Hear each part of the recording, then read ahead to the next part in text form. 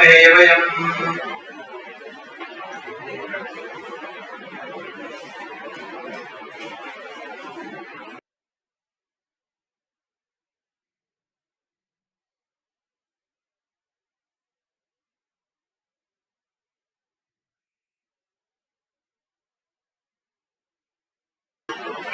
பிள்ளைகளுடைய சர்வான மகோத்சவத்திலே அரியனுக்கும் பாகம் கிடைச்சிருந்த அரியனுக்கு தலைப்பு சாப்த போத நிரூபணம் அப்படின்றது.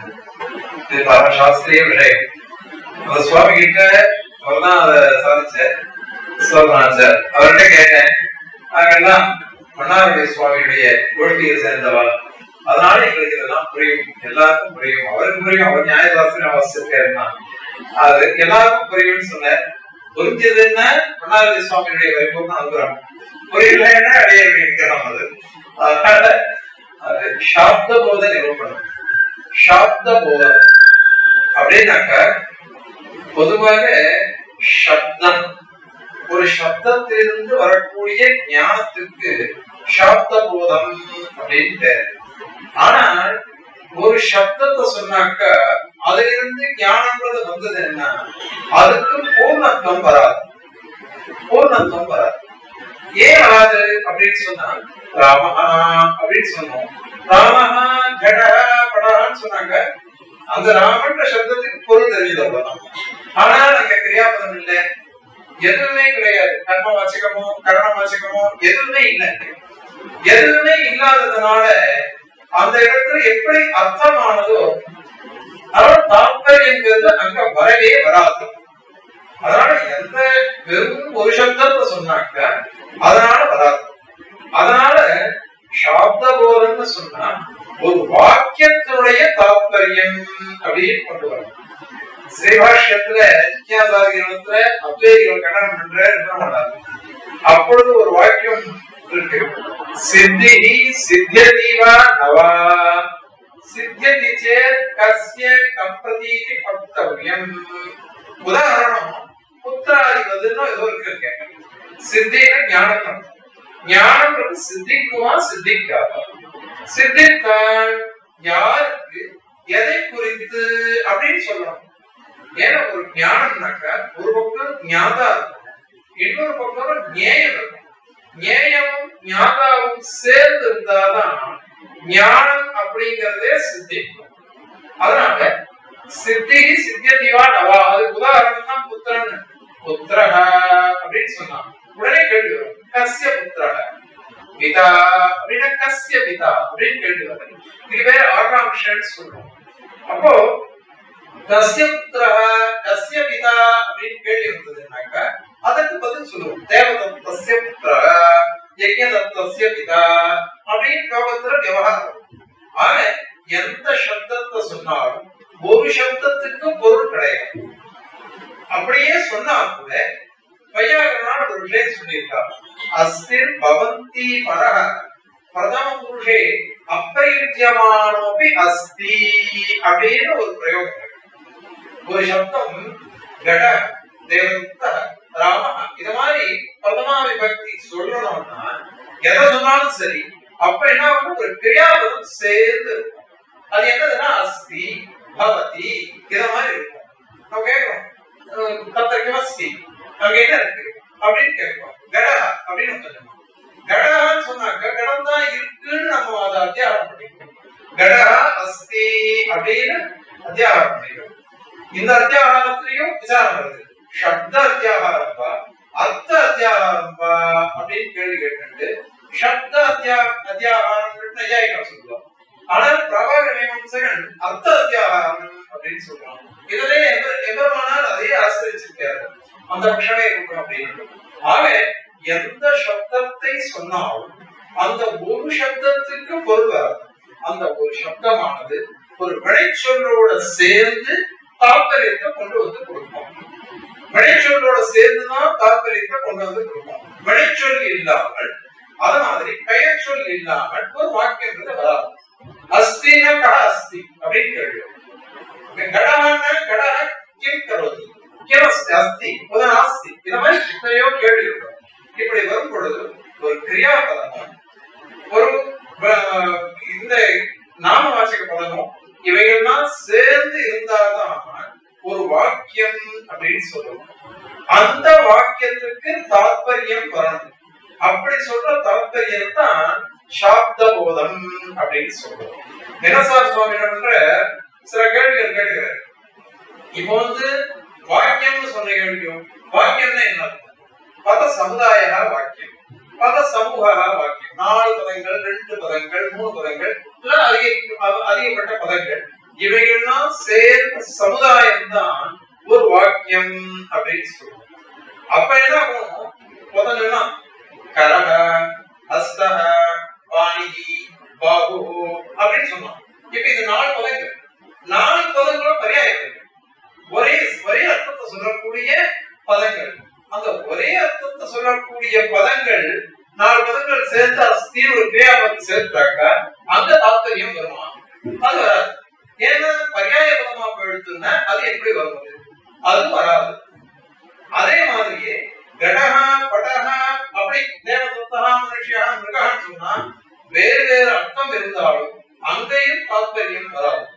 பத சமுதாயம் வாக்கியம் சொன்னா கூட அங்க ஒண்ணுக்கு பரஸ்பர அன்வயம் வரும். அதனால பரஸ்பர அன்பிதார்த்த பிரதிபாதகம் வாக்கியம் அப்படின்னு சொல்றோம். 4 பதமோ 3 பதமோ எத்தனை பதங்கள் சொன்னாலும் அவைகள் ஒன்றுக்கொன்று அன்வயத்தை அடைந்து தாத்பரியத்தை போதிக்க வேண்டும். அப்படி சொன்னால்தான் அதுக்கு வாக்கியம்னு பேரு, சாப்த போதம் அப்படின்னு பேரு. எப்படி தெரிஞ்சுக்கக்கூடிய வாக்கியங்களுடைய அர்த்தத்தை தெரிஞ்சுக்கிறதுக்கு வேண்டிய இந்த சாப்த போதத்தை நிறைய விதமா சொல்றாரு.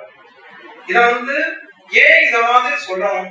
வாக்கியங்கள்ல 4 பதங்கள், கிரியாபதம் இவைகள்லாம் சேர்த்துதான் வரணும் அப்படின்னு ஏன் சொல்லணும்னு கேட்டுட்டு சுவாமி தேசிகன் தத்துவத்தாக்களாக சாதிக்கிச்ச அதுக்கு அழகான உதாரணம் 2 உதாரணம் சொல்லிருக்கேன். 2 உதாரணம் எப்படின்னாக்க, ஒரு சப்தம் சொல்லலாம் ராம அப்படின்னு சொன்னாக்க ராம அப்படின்னுட்டு பலது தெரியும். ராம விசர்க்கம் வச்ச சுக் அப்படின்றதுதான் விபக்தி. விபக்தி அதாவது வேற்றுமை உருவுன்ற மொழியும் அது. இது 2ம் ஒன்னா சேர்ந்துடும். இப்போ பிராதிபதிகம் பிரகிருதின்னு சொல்றோம், விபக்திய பிரத்யம் சொல்றோம். இது 2ம் ஒன்னா சேர்ந்து அதனுடைய தாத்பரியத்தை தான் நாம அர்த்தமா கிரகிக்கிறோம். ராமஹா அப்படின்ற சப்தத்துக்கோ அந்த மாதிரி எத்தனை சப்தங்கள்னாலும் சரி அந்த மாதிரி நாம கிரகிக்கிறோம். இதுதான் கிரமத்தை. அந்த ஒரு பிரகிருதியும் பிரத்யம் சேர்ந்து அர்த்தம் வருது. அதனாலதான் பிரகிருதி பிரத்யம் சகாத்மம் புருதா தயோஸ்து பிரத்ய பிராதான்யேன அப்படின்னு பிரகிருதியும் பிரத்யம் சேர்ந்து ஒரு பொருளை சொல்கிறது. அதுல பிரத்யம் தான் பிரதானமா இருக்கும். ஏன்னா ராம ராம ராமன் சொன்னா அர்த்தம் வராது. ராமஹா, ராமன், ராமேன, ராமாய, ராமஸ்ய, ராமே அப்படின்னு விபக்திகள் சொல்லும் பொழுதுதான் அதனுடைய பொருளானது வேறுபட்டு நமக்கு தெரியுது. ஆகையினால ஒரு பிரகிருதியும் பிரத்யமும் சேர்ந்து ஒண்ணு பிரதானமாகவும் ஒண்ணு அப்பிரதானமாகவும் சேர்ந்து அர்த்தத்தை சொல்லணும். அது மாதிரிதான் ஒரு வாக்கியத்தை எடுத்துட்டோம்னாக்க சிலது பிரதானமா இருக்கும், ஒண்ணு பிரதானமா இருக்கும். சில சமயத்துல 2 கூட பிரதானமா இருக்கலாம், சிலது அப்பிரதானமா இருக்கும், விசேஷமா இருக்கும். இந்த மாதிரி ஒரு வாக்கியம் எடுத்துக்கணும். இது ஒரு உதாரணம். இன்னொரு உதாரணம் என்ன சொல்ற சுவாமி, தண்டி அப்படின்னு சொல்லுவோம். தண்டின்னு சொல்ற சமயத்துல தண்டா அஸ்தி அஸ்தி தண்டின்னு சொல்ல போறோம். அங்க மக்கத்தம் தண்டி அப்படின்னு புத்திமான் ஞானவான் அப்படின்னு சொல்றேன். அத மாதிரி தண்டி அப்படின்னு சொல்றோம். தண்டின்னு சொன்னோம்னாக்க தண்டத்தை உடையவன் அப்படின்னு. இங்க தண்டம் பிரதர்சிதம் தனியாவும் இருக்கும், அது சேர்ந்து இருக்கும். நான் தடியை பிடிச்சிட்டு வரையும் நான் தண்டி, அந்த தடியை தனியா எடுத்து வச்சுட்டா அது தண்டகான் ஆயிடும், நான் நாராயணன் ஆயிடுவேன். தண்டி நாராயணன் ஆகும் நான் சேர்த்து வச்சிருந்தேன். அது அப்படியே ஒரு உதாரணமா சாதிக்கிறார். இப்போ அந்த தண்டம் எனக்கு விசேஷமா இருந்தது, நான் விசேஷமா இருந்தேன். என்ன சுவாரஸ்யம்னா 2மே திரவியம். தண்டமும் திரவியம், மனுஷனும் திரவியம், 2ம் சேர்த்து வந்தது. ஆனா சில இடங்கள்ல அந்த அமிர்த சித்தத்தை குணம், குணி, ஜாதி, வியக்தி இதெல்லாம் ஒன்னா சேரும் பொழுது அது அபதக் சித்தமா பிரிக்க முடியாத ஒரு சம்பந்தத்தோட கூடினது. அதனால சுவாமி இந்த ரெண்டு உதாரணத்தை காமிக்கிறார். பிரகதி பிரத்யம் அந்த மாதிரி தண்டிங்கிறது ஒரு மத்தத்தை பிரத்யத்தோட சேர்ந்து இதை கொண்டு சாப்த போதத்தை நாம ஊகிச்சுக்கலாம் அப்படின்னு சாதிக்கிற 19 புத்தி சரத்துல இந்த சொல்லிட்டு இருக்கேன். அதனால அது வருது. இது சாப்த போதம் அப்படின்னு சொல்றோம். இந்த சாப்த போதமானது லோகத்துல சாஸ்திர மரியாதைகளை பார்த்தோம்னா ரெண்டு விதமாக பிரிச்சிருக்காங்க. ஒண்ணு அபிஹிதான்வய வாதம், அன்னிதாபிதான வாதம் அப்படின்னு ரெண்டு விதமா அதை பிரிச்சிருக்காங்க. இந்த அபிஹிதான்வய வாதம்ங்கிறத நையாயிக்காள் பாட்ட மீமாம்சகா தான் உதாரணமா சொல்ற. நையாயிக்கான அதை எடுத்துட்டு இருக்கா, அத்வைதிகளும் எடுத்துட்டு இருக்கா இந்த அபிஹிதான்வய வாதத்தை. அதே அன்னிதாபிதான வாதம்ங்கிறத பிராபாகர மீமாம்சகன் பிரதானமா எடுத்துட்டு இருக்கான். அவன் தான் ஒத்துக்கிறது. பிராபாகர மீமாம்சகன் மீமாம்சகாண்டியே 2 பேர் இருக்கா. அதுல பாட்ட மீமாம்சகான்றவா குமார பட்டருடைய வழிவந்தவா, பிரபாகர குருவனுடைய வழிவந்தவா பிரபாகரான் பேரு. அந்த பிரபாகர மதத்துல இந்த அன்னிதாபிதான வாதத்தை அங்கீகரிக்கிறார் சுவாமி எப்பிரமானாலும். அது மாதிரி எப்பிரமானம் சொல்றாரு ஆளவந்தார் அதை அங்கீகரிச்சிருக்க. அதே மாதிரியாக ஸ்ரீபாஷ்யகாரனும் சாதிச்சிருக்க. சுவாமி தேசிகன் அதை பரவகர்களோடு அனுபவிச்சிருக்க. நிறைய இடங்கள்ல நயக்கியமணின்னு மேகநாதாரிச்சூரின்றவர் அந்த சுவாமி சுதப்பிரகாசிகாச்சாருக்கு முன்னாடி இருந்தவர். அந்த சுவாமி நயப்பிரகாஷிகன் ஸ்ரீபாஷ்யத்துக்கு வியாக்கியானம் போட்டிருக்காரு. அந்த காலத்துல தசகிரந்தின்னு ஒண்ணு போட்டார் ஸ்ரீபாஷ்ய வியாக்கியானமா. அதுல நயப்பிரகாசிக்கும் ஒரு இதுவா இருக்கும். அந்த நயப்பிரகாசிக்க எழுதினவர் நயத்யுமணி அப்படின்ற கிரந்தத்துல எழுதியிருக்க. அது பிரகரண கிரந்தம்.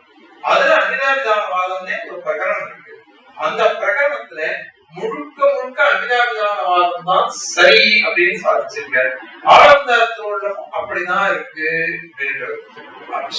நியாய பரிசுத்தியில சுவாமி தேசிகன் எல்லாத்தையும் கோடிக்கரிச்சு அதுல அன்னிதாபிதானவாதம் தான் சரியானதுன்னு சொல்லிட்டாரு. ஆனா தத்துவத்தாகலாபத்துல மாத்திரம் இந்த மாதிரி பாஷ்யக்காரருடைய இருக்கிற ஸ்ரீசுக்திகள் அன்னிதாபிதானத்துக்கும் அனுகூலமா இருக்கு, அத மாதிரி அபிதானவாதத்துக்கும் அனுகூலமா இருக்கு. அதனால அதை எடுத்துட்டா விரோதம் இல்லை அப்படின்னு சுவாமி தேசிகனுடைய பிரபலமா அது 2ஆம் பட்சம் தான்.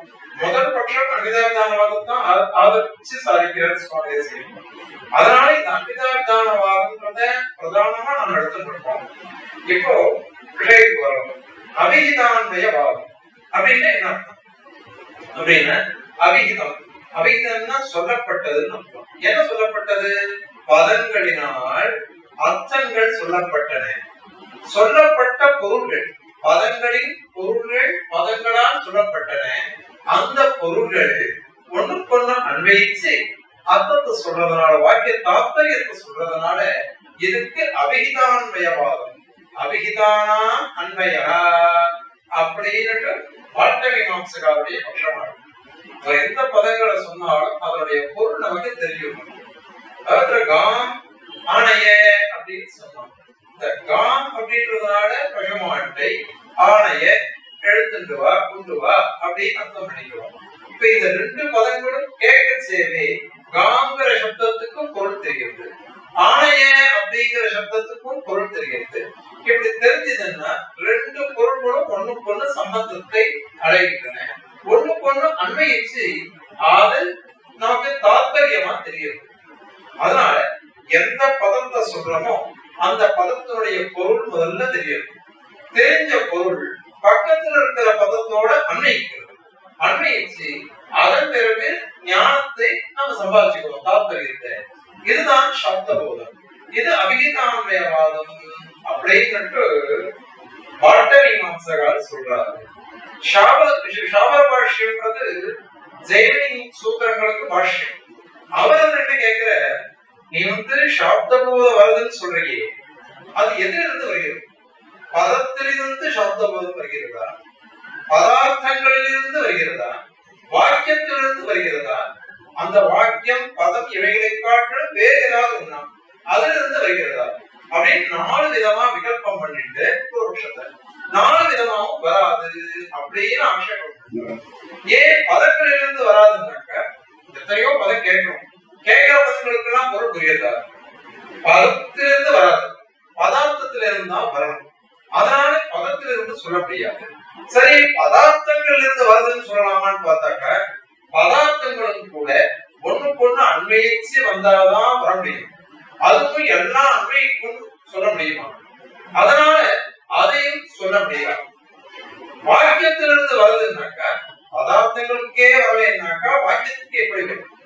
அதுவும் வரவும் வராது. சரி, இந்த பதம், பதார்த்தம், வாக்கியம் இவைகளை காட்டிலும் வேறுபட்ட ஒன்று இருக்கா அப்படின்னு அதுவும் கிடையாது. ஏன்னா லோகத்துல உபலப்தி வசம் தான் எதையுமே நாம கிரகிக்க முடியும். இவ ஸ்மோடன்னு ஒண்ணு கண்டிக்கிறா வையாக்கணும், அவ கண்டிக்கிற சித்தம் அப்படிங்கிறா, உள்ள இருந்தது அது வெளியில வருது அப்படிங்கிறா. அதுவே யாருக்குமே உபலப்தி இல்லை. ஏன்னா அது உபலப்தி வராது, நம்மளால அடையப்படலை. அடையப்படாத விடயத்தை போய் நாம எப்படி கிரகிக்க முடியும்? அதனால அது கிடையாது. அந்த மாதிரி ஒண்ணு வரவே வராது. அதனால பதத்தில் இருந்தோ, பதார்த்தங்களில் இருந்தோ, வாக்கியத்தில் இருந்தோ, இவைகளை காட்டிலும் அதிரிக்தமான ஒன்றில் இருந்தோ வாக்கியார்த்தம் அப்படிங்கிறது வரவே வராது அப்படின்னு ஆட்சேபம் பண்றார். இது வாக்கிய பிரத்யாயத்வாதிகரணம்னு பேரு. மீமாம்சையில முதல் அத்தியாயம் முதல் பாகம் 7வது அதிகரணம். அங்க தத்பூதான கிரியார்த்தேன சமானாய அர்த்தஸ்ய தன்னிமித்தத்வாதுன்னு சூத்திரம். அதனால நீங்க எந்த சப்தங்களை சொன்னாலும் அந்த சப்தங்கள் என்ன பண்ணுவோம்னாக்க கிரியாபதத்தோட சேர்ந்துதான் அர்த்தத்தை கொடுக்கும். கிரியாபதம் இல்லாத சுபந்த பதம் வராது, அது அர்த்தம் சொல்லாது.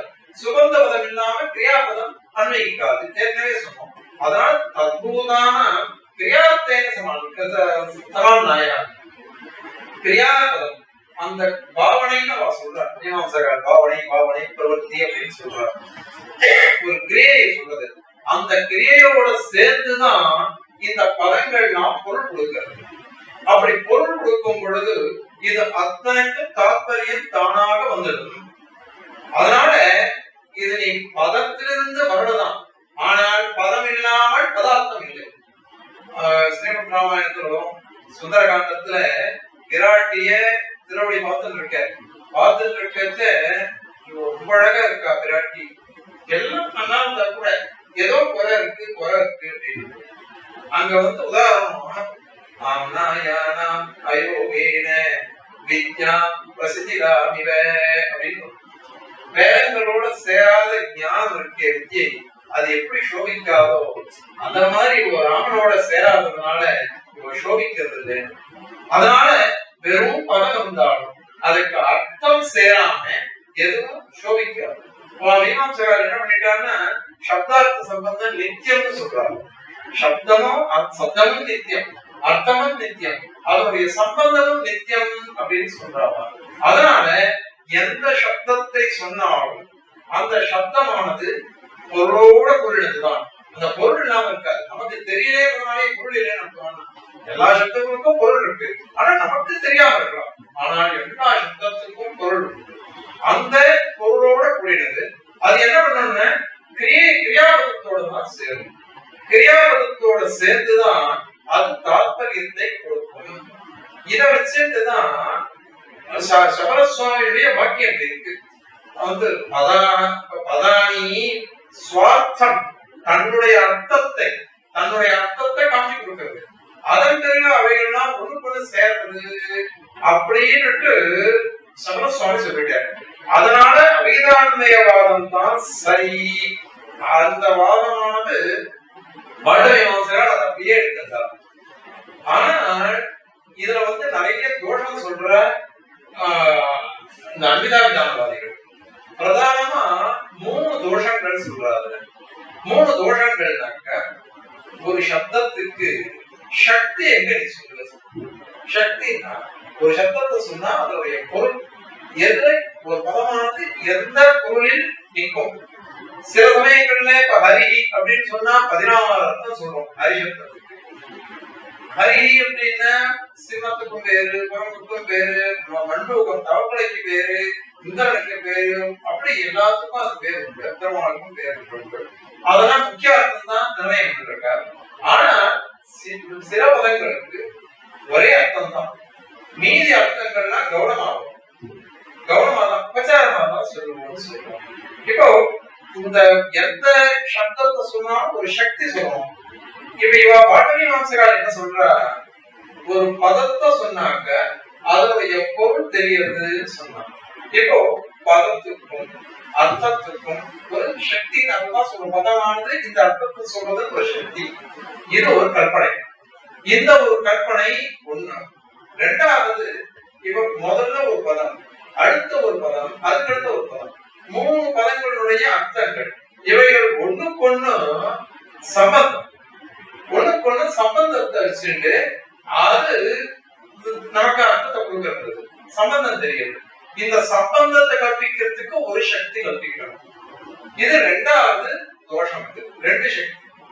மூணாவது, இந்த அர்த்தம்னா தெரிஞ்சுட்டு பதங்களுடைய அர்த்தம் அதனுடைய சம்பந்தமும் தெரிஞ்சுட்டு தெரிஞ்சுட்டு கடைசியில அந்த வாக்கிய தாற்பயத்தை கொடுத்து முடிக்கணும். அதுக்கு ஒரு சக்தியை கற்பிக்கணும். இப்போ 3 சக்தி கற்பிக்க வேண்டியது. 3 சக்தி கற்பிச்சாக்க இது கௌரவம் அப்படின்னு தெரிய தோஷம். எதை சொன்னாலும் லகுவா போகிற வழியை விட்டுட்டு குருவா போற வழியை யாரும் ஆசிரியிக்க கூடாது. அதனால 3 சக்தி வருது இந்த இடத்துல. 3 சக்தி சொல்றதுனால இது கௌரவங்கிற தோஷம். இந்த கௌரவங்கிற தோஷத்தை போய் பெரியவா ஒத்துக்க மாட்டா சாஸ்திரக்காரர். அதனால இது தவறான வாதம். அதனால அபிதான்மயவாதம்ன்றது வேண்டியதே கிடையாது. இன்னொரு விஷயம் ஒண்ணு சொல்றாங்க. இப்போ கங்காயாம் கோஷா அப்படின்னு சொல்றோம், கங்காயாம் மத்ஸ்யா அப்படின்னு சொல்றோம். இப்போ பதம் பதார்த்தம், முதல்ல பதார்த்தம் தெரிஞ்சுக்கிட்டு பதார்த்தங்கள் ஒண்ணுக்கு ஒண்ணு அன்வயிச்சுட்டு அதனால வாக்கியார்த்தம் ஒண்ணுன்னு அவசரம். அப்படி சொன்னாக்க கங்காயாம் மத்ஸ்யா, கங்கையில மீன் இருக்குன்னு சொன்னாக்க கங்கா சப்தத்துக்கு பிரவாகம் அப்படின்னு தான். ஆனா கங்காயாம் கோஷா அப்படின்னா இடச்சேரின்னு அர்த்தம். அப்போ கங்கா பிரவாகத்துல இடச்சேரி இருக்குன்னு சொல்ல முடியாது. அப்ப அந்த இடத்துல நீ என்ன பண்ணணும்னா கங்கா சப்தத்துக்கு தீரே லட்சணா, அது கரையில லட்சணையா சொல்ல வரணும். இப்ப சொன்னா ஒரு பதம் லட்சணையா வருது, ஒரு பதம் சப்தமா வருது. இந்த ரெண்டுத்துக்குள்ள எப்படி அண்மையம் வர முடியும்? அண்மையம் வர்றது தப்பு இல்லை. ஆனா நீங்க சொன்னது ஒரு பதத்துக்கு அர்த்தம், கங்கா சப்தத்துக்கு பிரவாகம் தான் பொதுவா அர்த்தம் பண்ணிட்டோம். அதுக்கப்புறம் மத்ஸ்யான்றதுக்கு மீன் அர்த்தம் பண்ணிக்கிறோம். இங்கேயும் கங்காயா கோஷான்னு சொன்னாக்க முதல்ல கங்கா சப்தம் கேட்டது, அதுக்கு அர்த்தம் வந்து பிரவாகம். அப்ப பிரவாகத்துல இடச்சேரின்னு சொல்லணும். அப்ப அண்மையை வராதே, அப்ப பரஸ்பரம் அண்மையை வராது. அண்மையை வச்சு நீ அதுக்கு போற லட்சணையை வந்து கற்பிக்கணும். அந்த மாதிரி வளர்க்க போறது. ஆனா எங்க சித்தாந்தம் எப்படி அப்படின்னாக்க அந்த மாதிரி வராது. நாங்க இப்ப அன்பிதா விதானம் சொல்ல போறோம். அப்படி சொல்றதுனால இந்த மாதிரி 3 விதமான சக்தி கல்பனம், லட்சணா கல்பனம், இதெல்லாம் ஒரு தோஷம் வரும். அதனால பாட்டவி மாம்சகால் என்ன பண்றாங்க, பதார்த்தத்துல சக்தி, வாக்கியார்த்தத்துல லட்சணை அப்படின்னு அவன் சொல்றாங்க. லட்சணைனாக்க கௌனகல்பம். அதனால அது கௌனகல்பம் தப்புன்றது கிடையாது. தாத்பரிய விரோதம் வரைச்சே அந்த கௌனகல்பத்தை ஏற்றுந்தா தவறு இல்லை. ஊர் சிரிச்சதுனாக்கா ஊரே சிரிச்சதுன்னா ஊர்ல இருக்கிற ஜனங்கள் தான் சிரிக்கிறான் அர்த்தம் பண்ணிக்கும். அவங்க பேரு சொல்றோம், அது அதெல்லாம் ஒத்துக்கிறோம். ஆனாலும் கூட இந்த இடத்துல பொதுவாக லட்சணையை ஆசிரியக்கிறத காட்டணும் சக்தியை வச்சு சொன்னாக்க அது சரியாகும். அதுதான் பிராச்சீன பద్ధதி, அது சொல்றாரு. அதனால அபிதான்மயவாதம் சொன்னா இந்த மாதிரி தோஷம் வந்ததுனால இதை எதுக்கு சொல்லணும்? சரி, அன்பிதா விதானவாதம் சொல்லலாமே, அது எப்படி சொல்றது அப்படின்னா அன்பிதானாம் அபிதானம் அப்படின்னு சொல்லுவாங்க. அன்பிதானாம் அபிதானம் முதல்ல இவா சொல்றது வேற மாதிரி சொல்றாங்க. நமக்கு சின்ன வயதுல இருந்து சொல்லி கொடுக்கறா தெரியுமா? என்ன சொல்லி கொடுக்கறான்னாக்க இயம் மாதா, அயம் பிதா, அயம் பிராதா, இந்த மாதிரி சொல்லி கொடுத்துடுறாங்க. அதனால குழந்தைகள ஆரம்பிச்சிலிருந்தே எல்லாருக்கும் ஒரு சப்தம், அந்த சப்தத்துக்கு இது பொருள் அப்படின்றது எல்லாருக்கும் தெரியும். இந்த விபத்திங்கிறது புத்த விவகாரத்தினால வரலாம், அல்லது பெரியவா இது மாதிரி சிக்ஷா பண்ணி நமக்கு தெரியலாம். சுவாமி பெருமானார் அது ஜிஞ்ஞாசாகிரமத்தை சுவாமி தேசிகன் அதிகமசாலாவுடைய 4-5 உதாரணம் சொல்லி மிருகங்கள் எல்லாம் வச்சு கூட எல்லாம் சாதிச்சிருக்க அதிகமசாலாவில. அந்த மாதிரிலாம் இருக்கு. அதனால இந்த மாதிரி நமக்கு ஞானம் வந்துருது. முதல்ல இப்படி ஞானம்ன்றது சிறு வயதுல இருந்தே வந்துருது. அதுக்கப்புறம் இப்போ நமக்கு எல்லாருக்கும் ஒரு காலகட்டம், ஒரு வயசு வந்துருது. அப்போ அவ வந்து பேசுறாங்க. பேசச்ச வாக்கியத்தை கேட்கிறோம். வாக்கியத்தை கேட்கிற சமயத்துல முதல் படி பதங்களை கேட்ட உடனே சின்ன வயசுல நமக்கு சொல்லி கொடுத்த ஞானம் இருக்கு இல்லையா, அதை கொண்டு இந்த பதத்துக்கு இது அர்த்தம்னு நினைவுபடுத்தப்படுகிறது. ஸ்மாரக சக்தின்னு சொல்றாங்க. பிரபாகர மீமாம்சக இதை நையாயிரம் இருக்காங்க. இத ஸ்மாரக சக்தி அப்படின்னு சொல்றாங்க.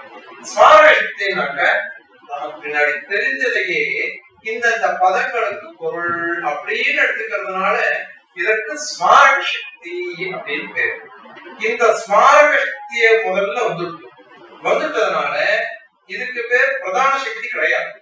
பொதுவா இந்த சப்தம், இந்த சப்தத்துறை இது பொருள். இந்த பொருள் நாம தெரிஞ்சுக்கிச்ச நனவுபடுத்துற சமயத்துல ஒவ்வொரு பதங்களுக்கும் பதார்த்தத்துக்கும் சம்பந்தம் தெரியாது, சம்பந்தமே கிடையாது.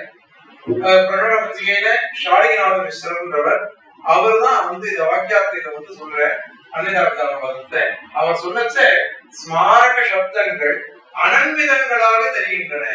ஸ்மாரகமான, அதாவது நடைமுறைப்படுத்தப்படுகிற பொருள்கள், அவைகள் அனன்விதங்கள், ஒண்ணுக்கொண்ணு அன்வயத்தை அடையவே இல்லை, அப்படித்தான் தெரிகிறது அப்படின்னு சொல்லிட்டு பிரகடன பத்திரிகையில சொல்லிருக்காரு. நம்மளும் அதுதான் ஒத்துக்கிறோம். ஆழவந்தாலும் இதையே சாதிச்சிருக்க. அதனால இந்த மாதிரி நமக்கு முதல்ல இது வருது. அதனால இது முதல் படி நினைவுபடுத்தப்படுகிறது. எந்த சப்தம் சொன்னாலும் அதுக்கு ஸ்மாரக சக்தி வரும். ஸ்மாரக சக்தி வந்த உடனே இந்த பதங்களுடைய அர்த்தங்களுடைய சம்சர்க்கம், சேர்க்கை வரும். சேர்க்கைக்கு முன்னாடி ஒண்ணு இருக்கு. எந்த சப்தம் சொன்னாலும் முன்னாடி சொன்னோம் புத்திரஹ அப்படின்னா கஸ்ய புத்திரஹ அப்படின்னு கேள்வி வந்தது. பிதான கஸ்ய பிதான்னு கேள்வி வந்தது. இதுக்கு பேர் ஆகாங்ஷா அப்படின்னு பேர். ஆகாங்ஷான்னாக்க பிரதிபத்து ஜிக்யாசா அப்படின்னு சொல்றாங்க. பிரதிபத்தான யாரு அறிந்து கொள்கிறானோ அவனுடைய ஜிக்யாசா, தெரிஞ்சிக்க வேண்டிய ஆசை, தெரிஞ்சுக்கணும்னு ஆசை. எனக்கு இந்த சப்தத்துக்கு வந்திருக்கு, இந்த சப்தத்தினுடைய பொருள் எங்க அன்வைக்கும் அப்படின்னு நமக்கு தெரிய மாட்டேங்குது. அதனால அந்த ஆகாங்ஷா வந்ததுன்னா அத ஆகாங்ஷைய கொண்டு இத அர்த்தம் பண்ணிக்கணும். இதுக்கு புத்திமூல சுவாமி சர்வதேகாவோட அழகான உதாரணம் சொல்றாரு. இது நம்ம பிரிவா சொன்ன விஷயம் தான். அது அதான் சாப்பிட போறான். சாப்பிட உட்கார சமயத்துல இடம் பண்றான். இடம் பண்ணச்ச அவன் என்ன சொல்றான், கதவு அப்படின்னு தான் சொல்றான். கதவை மூடு அப்படின்னு சொல்றாரு. கதவு அப்படின்னு சொன்னான். உடனே அந்த கேட்டு போய் கதவை மூடுறான். இப்போ கதவு தான் இவன் சொன்னான், திறந்து வைக்கலாம் அல்லது மூடியும் வைக்கலாம். ஆனா அவ போய் மூடுறான். தெரிய சாதிக்க போறவன் மூடுறான். ஏன் மூடினான் அப்படின்னு சொன்னாக்க அந்த சந்தர்ப்பம் இதுதான் ஆகாங்ஷா, அதிலிருந்து வரக்கூடிய பொருள். அப்போ துவாரம் அப்படின்னு சொன்னா பிதேஹி, பிதேஹின்றது யாருக்கும் தெரியாது. அதை யாரும் சொல்லல, சப்தத்தை சொல்லல. சப்தத்தை சொல்லாம பொதுவாக கதவை அப்படின்னு தான் சொல்லிட்டாரு. அது கதவை திறன்னு அர்த்தம் பண்ணிக்கலாம், கதவை மூடுன்னு அர்த்தம் பண்ணிக்கலாம், எதாவது சொல்லலாம். ஆனா அந்த இடத்துல நாம என்ன பண்ணிக்கிறோம், கதவை மூடு அப்படின்னு அர்த்தம் பண்ணதா அதை மூடிடும். இப்ப இத வந்து சப்தாத்தியாகாரம், விதேகின்னு ஒரு சப்தத்தை அத்தியாகாரம் பண்ணிக்கணும் அப்படின்னு நையாயிக்கான்னு சொல்றாரு. ஏன்னா ஒரு சப்தத்தை அத்தியாகாரம் பண்ணிட்டுதான் அதுக்கு பொருள் சொல்ல முடியும் அப்படின்னு அவா சொல்றாரு. பிரபாகர மீமாம்சகர் என்ன சொல்றாருனாக்கா, இது வந்து அத்தியாகாரம் ஏன் சொல்லணும், சப்தத்தை அத்தியாகாரம் இங்க பண்ணிக்க வேண்டாம். இங்க என்ன பண்ணணும் அப்படின்னாக்கா அர்த்தத்தை தான் அத்தியாகாரம் பண்ணிட்டு இருக்காரு. கதவை அப்படின்னு சொன்ன உடனே அதை மூடணும் அப்படின்ட்டு கிரகிச்சுட்டு அந்த கிரகணி என்ன பண்றாருனாக்கா கதவை வந்து மூடுறாரு. அர்த்தத்தை தான் நம்ம எழுச்சுட்ட. அதனால இங்க அர்த்த அத்தியாகாரம் தான் சரியா இருக்கும், சப்த அத்தியாகாரம் சரியா இருக்காது. இத பிரபாகர மீமாம்சகன் அது சொல்றாங்க.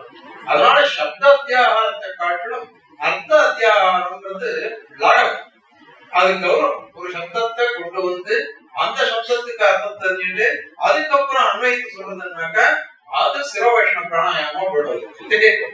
ஆனா இங்க வந்து நாங்க அர்த்த அத்தியாகாரம்னு அர்த்தத்தை புரிஞ்சு நமக்கு அதை முடியும். அதனால இந்த ஆகாங்ஷான்றது பிரதிபத்து ஜிக்ஞாசா அப்படின்னு சொல்றோம். இந்த ஜிக்ஞாசை நமக்கு வந்ததுன்னு அதை கொண்டு இந்த சப்தத்துக்கு இது பொருள். காம் ஆணையன்னு சொன்னோம், சுக்லாம் காம் ஆணைய அப்படின்னு சொன்னோம். இந்த அருணாதிகரணம் நம்ம சொல்றோம். அருணாதிகரணத்துல அருணையா பிங்காட்சியா ஏகஹன்யா பிங்காட்சியா கவா சோமகிரணான்னு சொன்னாக்க முதல்ல அருணையான்னு ஒண்ணு இருக்கு, ஏகஹன்யான்னு இருக்கு, பிங்காட்சியான்னு ஒண்ணு இருக்கு, கவான் இருக்கு. கவான் பதிவு எடுத்து இப்போ இந்த அருணையா எங்க அருணைக்குன்னு கேள்வி வந்தது. அதை விசாரணா போறது. இப்ப பாருங்க, இதுல ஒவ்வொன்றும் என்ன பண்றதுன்னாக்க திரவிய பரிச்சேதப்பட்டது. ஒரு வயசுன்னு சொன்னதுனால ஒரு வயசுக்கு மேல இருக்கிற கோல்னா தலைவிடணும். அதே மாதிரி அருணையானதுனால சோப்பு மாடு அப்படின்னு சொன்னதுனால கருப்பு மாடோ வெளுப்பு மாடோ அதெல்லாம் தலைவிடணும் அப்படின்னு வந்துள்ளது. கருப்பு கண்ணு அப்படின்னு சொன்னதுனால கருப்பு கண்ணு நீல கண்ணு அதெல்லாம் தலைவிடணும் அப்படின்னு வந்தது. இந்த மாதிரி திரவிய பரிச்சேதம் சொல்றோம். இப்படி இதுதான் பிரதிபத்துவ ஜிக்ஞாசா. இப்ப ஒவ்வொரு பதமும் என்ன பண்றதுன்னாக்க நமக்கு இந்த அன்வயத்தை சொல்லி கொடுக்குறாங்க. இப்படி அன்வயத்தை சொல்லி கொடுத்ததுன்னாக்க அதுக்கு அனுகுணமாக நாம வாக்கியார்த்தத்தை தெரிஞ்சுக்கிறோம். அதனால ஆகாங்ஷா அப்படின்னு அதுக்கப்புறம் சந்நிதின்னு சொல்றா நையாயிகால் சந்நிதின்ற. நாங்க ஆசக்தி அப்படின்னு மீமாம்சகால் வந்து ஆசக்தி ஆசன்னதா அப்படின்னு சொல்றோம். அதாவது பக்கத்துல இருக்கிறது. சப்தத்தை சொல்லும் பொழுது எந்த சப்தத்தை ஒரு வாக்கியத்தை சொல்றோமோ அந்த வாக்கியத்தை இப்ப ஒரு வாக்கியம் அஸ்வத்தாமா அத குஞ்சரா மெதுவா சொல்லிட்டாரு, தர்மபுத்திரன் மெதுவா சொல்லிட்டாரு குஞ்சரமான்னு. அது சொன்னது இந்த அஸ்வத்தாமா அத அப்படின்னு உரக்க சொல்லிட்டு குஞ்சரகான் மெதுவா கடைசியில சொன்னாரு. அதுவும் கொஞ்சம் நிதானமா சொன்னார். அதனால துரோணாச்சாரியருக்கு காதல் விழல. அஸ்வத்தாமா அதகானுக்கு முன்னாடிதான் வந்தது. இந்த சந்நிதின்றது இதான், பக்கத்துல இருக்கணும், சேர்ந்து வரணும், சேர்ந்து சொன்னாதான் வரும். இதான் ஆசன்ன சித்திங்கிற அதிகரண சாராவளியில அந்த வேற விஷயம் தான். மோட்சத்துக்கு இந்த வித்தியை அனுப்பிச்சா பலன் கிடைக்கும். இத வந்து பலாத்தியாயத்துல விசாரம் பண்றாரு. ஆவத்தி ரசகோபதேசாத் அப்படின்னு பலாத்தியாயத்துல விசாரம் பண்றாரு சூத்திரக்காரர். அப்போ தேசியம் கேள்வி கேட்டுக்கிறாரு, எதுக்கு இங்க போய் அதை விசாரம் பண்ணணும்? பல வித்யா விஷயம் தானே, பிரம்ம வித்யா விஷயம்னாக்கா மூணாவது வித்தியாசத்துல மட்டும் போக வேண்டியது தானே, இங்க எதுக்கு எடுத்து போனோம் இதை அப்படின்னு கேள்வி கேட்டு முக்தே முக்தே அந்நீர சித்தி பிரகிருத தத அபினாபாவம் ஆசன்ன சித்தி அப்படின்றாரு. பிரம்ம வித்யா பிச்சா மோட்சம் நிச்சயம் பக்கத்துல இருக்கும். அதனால அதுக்கு பண்ணிதான் ஆகணும். அபினாபாவம்னு நிச்சயம் கிடைக்கும். ஆசன்ன சித்தினாக்க வித்தியை அனுப்பிச்சுனா நிச்சயம் கிடைக்கும். பக்கத்துல இருக்கிறது சாநித்தியம். இந்த எந்த சப்தத்தை சொன்னாலும் அது கிரியாபதமோ அல்லது நாம வாச்சகமோ எந்த விசேஷ வாச்சியோ எந்த பதமா இருந்தாலும் இது வந்து பக்கத்துல இருக்கணும். இதுதான் சந்நிதி ஆசக்தி அப்படின்னு சொல்ற மீமாம்சகாரி. ஆகாங்ஷாச்சி ஆசக்தியாச்சி. அதுக்கப்புறம் யோகியதா அப்படின்னு இன்னொன்னு சொல்றோம். எந்த சப்தமோ எந்த வாக்கியமோ சொன்னாலும் அந்த சொல்ற பொருள் பொருந்துமான்னு பார்க்கணும். சாஸ்திரக்காரர் வந்து ஒரு ஸ்லோகம் சொல்றார், மிருக கிருஷ்ணாம்பசி ஸ்நாதக கபுஷ்பகிருத சேகரக ஏழ அத்தியாசோ யாதி சசசிருக்க தனுர்தரகா அப்படின்னு சொல்றாரு. மொத்தம் வந்து காணல் நில இதுதான், காணல் நில இதுதான்.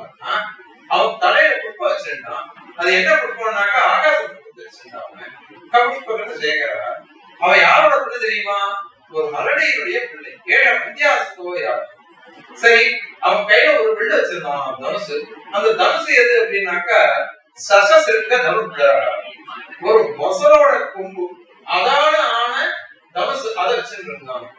இதெல்லாம் வந்து பாதிதார்த்த சாமானமாகிறது சொல்றோம். பாதிதமான அர்த்தங்களை சொல்றது. இத மாதிரி ஒண்ணு சம்பவிக்காது சம்பவிக்காத விடயத்தை சொல்றது. அதாவது எங்களுக்கு பாடம் 3வது படிக்கிற தமிழ் முள்ளு முனையில 3 குடம் வெட்டி வச்சேன், 2 குடம் பாடு கொண்டு தண்ணியே இல்லை அப்படின்னு வரிசையா வரும். எல்லாம் அசம்பாவிதமான அர்த்தங்கள். அசம்பாவிதமான அர்த்தங்கள் என்ன? அயோக்கியார்த்தங்கள், அசம்பாவித அர்த்தங்கள். தகுதி வாய்ந்த அர்த்தங்கள் இல்லை. தகுதி இல்லாதது. பாஷ்யக்காரர் கிருஷ்ண பிரசந்தத்துல சுருதேஸ்து சப்த மூலத்வாதுங்கிற சித்தாந்த சூத்திரம், அந்த சித்தாந்த சூத்திரத்துல ஒரு வாக்கியம் தான் இருக்கிறார். ஸ்ருதி ஸ்ருதேஸ்துன்னு சொன்னான். பிரம்மம் சர்வகாரணம். ஏன் ஸ்ருதேஸ்து ஸ்ருதி சொல்லி அங்க உடனே ஸ்ருதி அப்படி அக்னினா செஞ்சே இது அப்படின்ற வாசம் தெளிக்கும். வாசம் தெளிச்சு குளம் போடணும். அப்ப ஏதாவது தெளிப்போம், ஜலத்தால் தான் தெளிப்போம். ஆனா இங்க என்னன்னா அக்னினா செஞ்சு அந்த அக்னியினால தெளிக்கிறான்னு சொன்னாக்க இது அயோக்கியார்த்தமாச்சு. ஸ்ருதி கூட அயோக்கியார்த்தத்தை சொல்றதுக்கு தகுதி இல்லாததாச்சு. அது சொல்லக்கூடாதேன்னு பாஷ்யக்காரர் கேட்கிறார். அதனால எந்த சப்தத்தை எந்த வாக்கியத்தை சொன்னாலும் அயோக்கியார்த்தத்தை சொல்லக்கூடாது. தகுதியோடு கூடின சப்தத்தை வாக்கியத்தை தான் பிரயோகம் பண்ணணும். அது இல்லாத சப்தமோ அர்த்தமோ நமக்கு அன்வைக்காதே. ஆகையினால என்னாச்சு, முதல்ல ஒரு வாக்கியம் வெந்நீர்னால் அணைக்கணும்ங்கிறது சமாதானம். வெந்நீர்னால் அணைக்கணுங்கிற சமாதானத்துக்கு அடிக்கிறது. வெந்நீர் சிச்சதி அப்படின்றது அக்னி சப்தத்துக்கு வெந்நீர்ங்கிறது நேரத்து சாட்சாத நேரத்தான் மாதிரி வருது. நேரத்தான் சேச்சன கிரியா அப்படின்றது ஈரப்படுத்துதல். சேச்சனம்ன்றதே அப்ப ஈரம் அக்னிக்கு ஈரம் அதை வச்சுட்டு சேச்சனம் அப்படின்றதே இத மாதிரி அக்னியில வராது. அக்னியில வராது. நேரம் அதை வெந்நீரும் கொண்டு வரணும். அக்னியால ஏற்படுத்த முடியாது. அக்னி சம்பந்தம் இருக்கக்கூடிய வேற ஒரு பதார்த்தம் வெந்நீர் அதை கூட ஏற்படுத்தணும். அப்படி பண்றதுக்கு ஒரு நாள் கேட்கிறேன். அப்படி சொல்லி கொண்டு அப்படி கொண்டு வரணும். அப்படி கொண்டு வரது அது அந்த மாதிரி சொத்தை காட்டணும். ஜலையில செஞ்சதை அப்படி சொன்னாலே போருமே.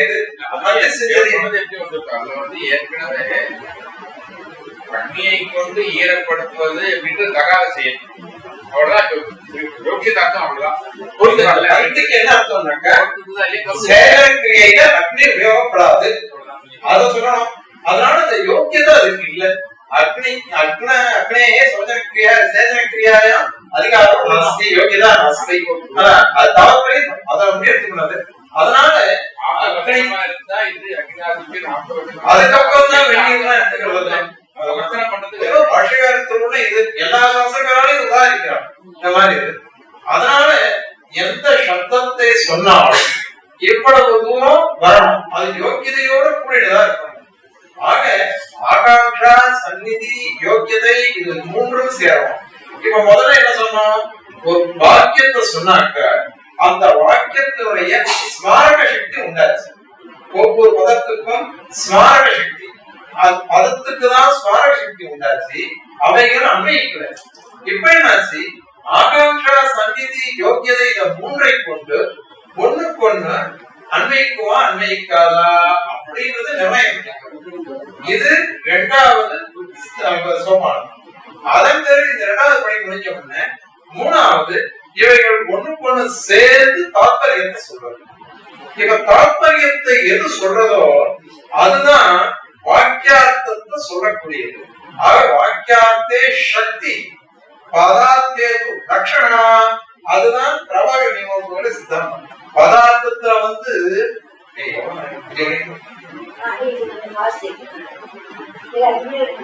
எப்படி அதனால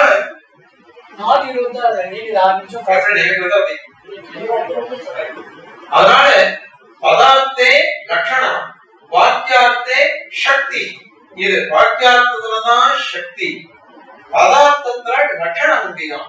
ஏன் லட்சணம்னா முன்னாடி சொன்னோம், கங்காயம் கோஷான்னு சொல்லச்சு அந்த பதத்துக்கு சொல்லணும். அதனால பதார்த்தங்களை முக்கியமாவே பார்க்காது.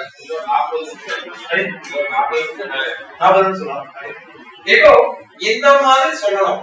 நான் எந்த சப்தத்தை சொன்னாலும் இந்த மாதிரி அர்த்தம் கொண்டு வரணும். ஆக 3 விதமான படிகளை சொல்லிருக்காரு.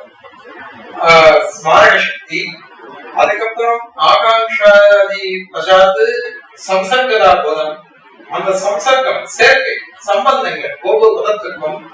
அதன் பிறகு இந்த இது வாக்கியார்த்தத்துல சக்தியை கொண்டு வரும். அப்ப புத்தக சுவாமி ஒரு கேள்வி கேட்கிறார், பூதலே கடஹா அப்படின்னு இருக்கு, தரையில கடம் இருக்கு அப்படின்னு சொன்னாக்கா பூதலேன்றதுக்கு என்ன அர்த்தம், கடஹான்றதுக்கு என்ன அர்த்தம்? இப்ப பூமி தரை, தலை அப்படின்னு சப்தம் எந்தமா இருக்கு, ஏழாம் வேற்றுமையா சொன்னதுனால அதுக்கு ஆதாரத்துக்கு சொல்லணும்.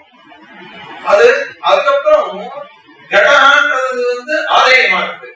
இப்போ ரெண்டுத்துக்கும் ஆதார ஆதேய பாவமானது இந்த ரெண்டு பதத்தினால தெரியுது அப்படின்னு சொல்றோம். அப்படி சொன்னாக்க இந்த ஆதாரம் எப்படி தெரிஞ்சது, அந்த சப்தம் என்ன இருக்கு, ஆதேயம் எப்படி தெரிஞ்சது, அது எப்படி உனக்கு அந்த சப்தம் ஒண்ணுமே இல்லையே, இந்த சப்தம் இல்லாத சமயத்துல நீ எப்படி அர்த்தத்தை இதை கொண்டு வருவ அப்படின்னு கேள்வி கேட்கிற. ஏன்னா ஒவ்வொரு பதத்தை தனித்தனியா பாட்டுச்சு. அதுக்கப்புறம் நீங்க இந்த சேர்க்கிற சமயத்துலதான் பூத்தலே அப்படின்றதுக்கு அந்த சப்தம் என்றதுக்கு ஆதாரத்தை சொல்லி அந்த கடனிஷ்ட ஆதேயத்தான் நிரூபித்த ஆதாரத்தும் பூதலே அஸ்தி அப்படின்னு சொல்லுவோம்.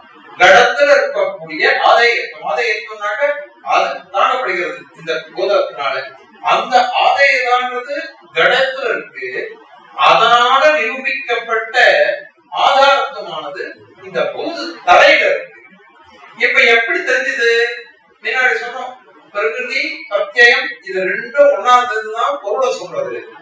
இங்க ஒரு பிரகிருதி இருக்கு, பிரத்யம் இருக்கு. பூதா சப்தத்துல கடகான் இடத்துல ஒரு பிரகிருதி இருக்கு, பிரத்யம் இருக்கு. இவைகள் ஒண்ணு ஒவ்வொரு அர்த்தத்தை சொல்றது. அது பிரதமாந்தம், இது சப்தம் யந்தம். இந்த பிரதமாந்தமும் சப்தம் யந்தமும் சேர்ந்து ஆதாரத்தை ஆதேயத்தை எது ஆதாரம் எது ஆதேயம் எல்லாம் சொல்லி கடைசியில அஸ்தி அப்படின்னு கிரியாபதத்தை சேர்த்துட்டு இந்த மாதிரி அர்த்தம் சொல்றது. இத மாதிரி கொண்டு வரணும்.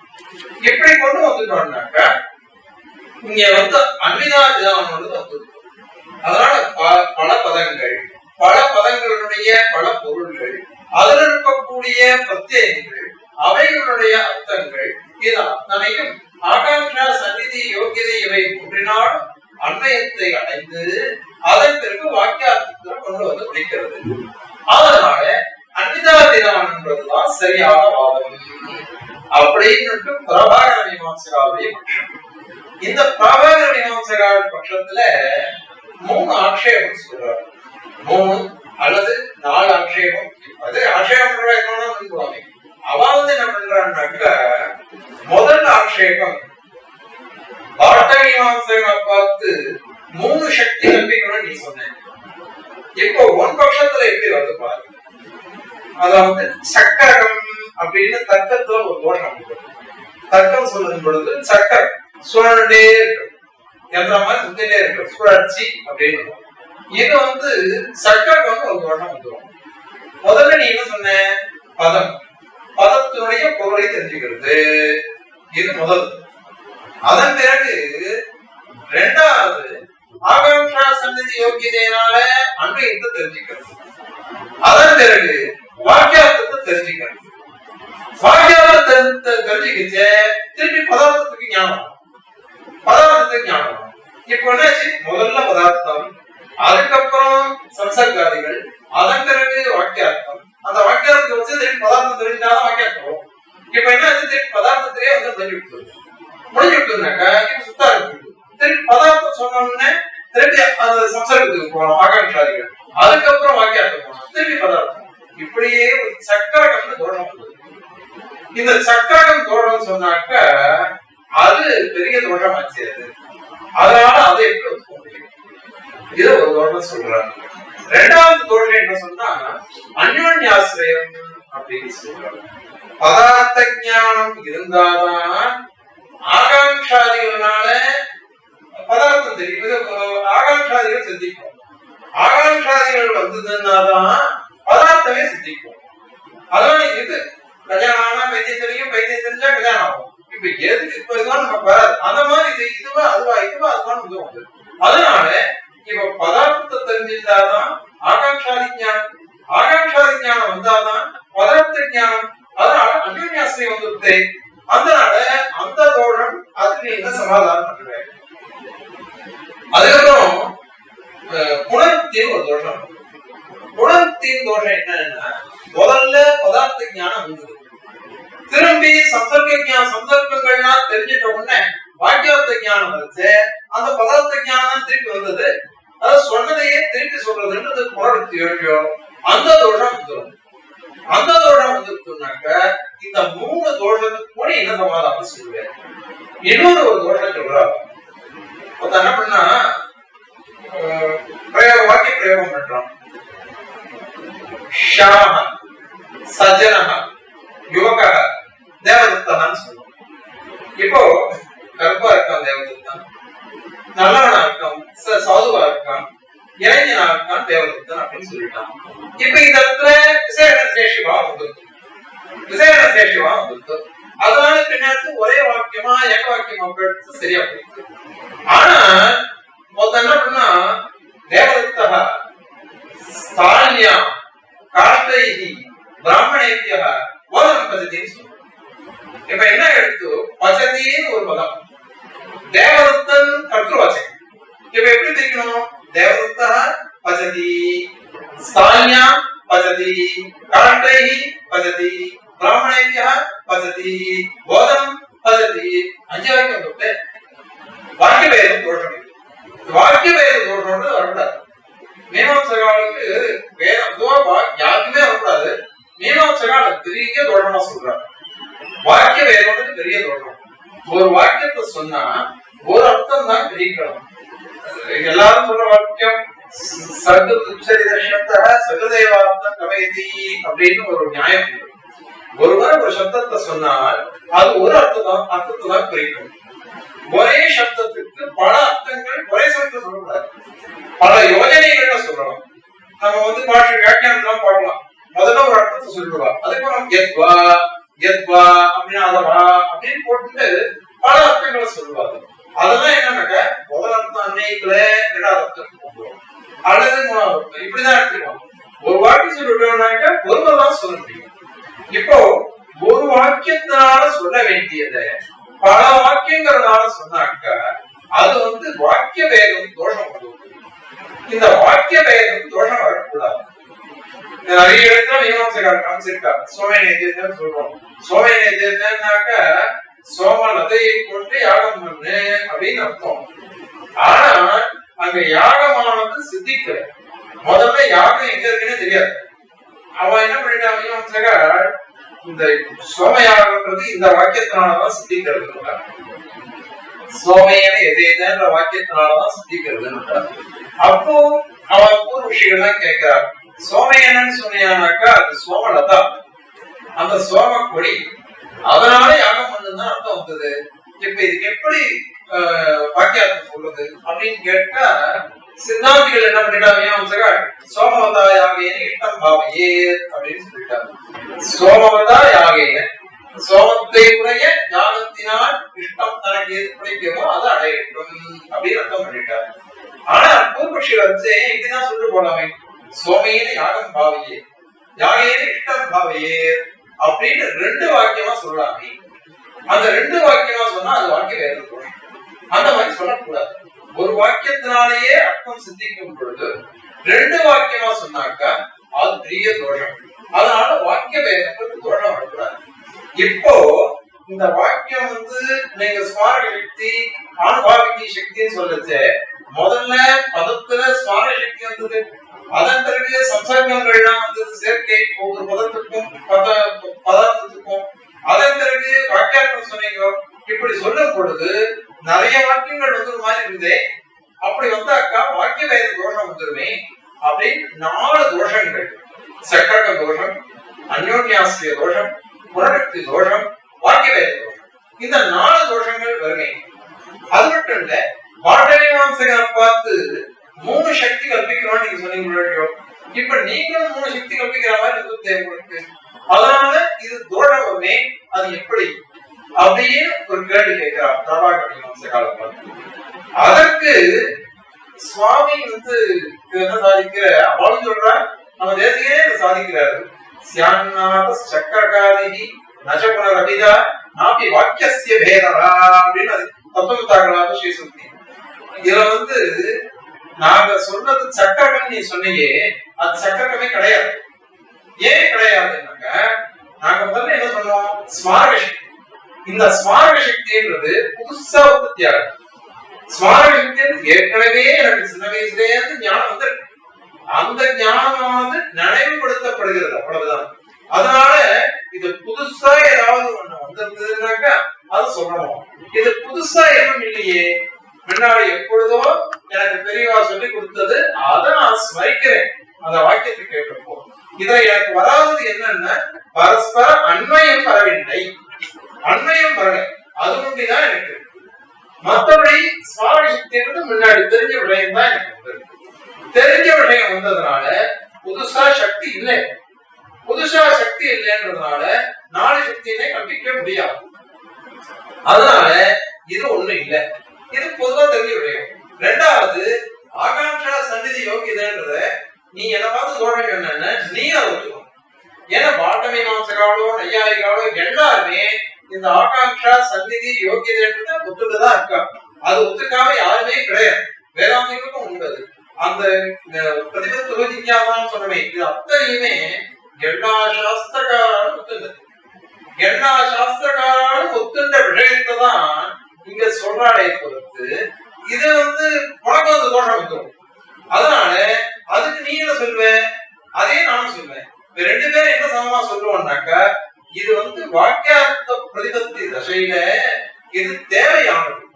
தேவையான விஷயம் சொல்றதுனால சக்கரத்துல வராது, சக்கரத்துல வரைய வராது. ஏன் அப்படின்னா, நம்ம பேசுறோம், பேசிச்சு இது ஒண்ணுக்கு ஒண்ணு அன்னைய போசுறோம், ஆகாங்ஷாதிகள் வருது. அதனால அது தெரிஞ்சுக்கிறோம். ஆகவே சக்கர தோஷத்துல இரண்டாவதும் வராது. மூணாவது தாத்பரியம், வாக்கிய தாத்பரியம். வாக்கிய தாத்பரியத்துல முன்னாடி சொல்ல ஸ்மரிக்கப்பட்ட அர்த்தமானது இப்பொழுது அந்த தகுதி வாய்ந்த சப்தங்களா இல்லையா தெரிஞ்சுட்டு அன்வைச்சு, அவ்வளவுதானே. அந்த விஷயத்துல போய் புதுசா என்ன இருக்குது, ஆனா வாக்கியார்த்தத்துல சக்தின்றது உண்டு, அதுதான். திருப்பி பதார்த்தத்தை நாங்க சொல்லவே இல்லை. முன்னாடி சொன்னது எல்லாமே அசாப்தம்.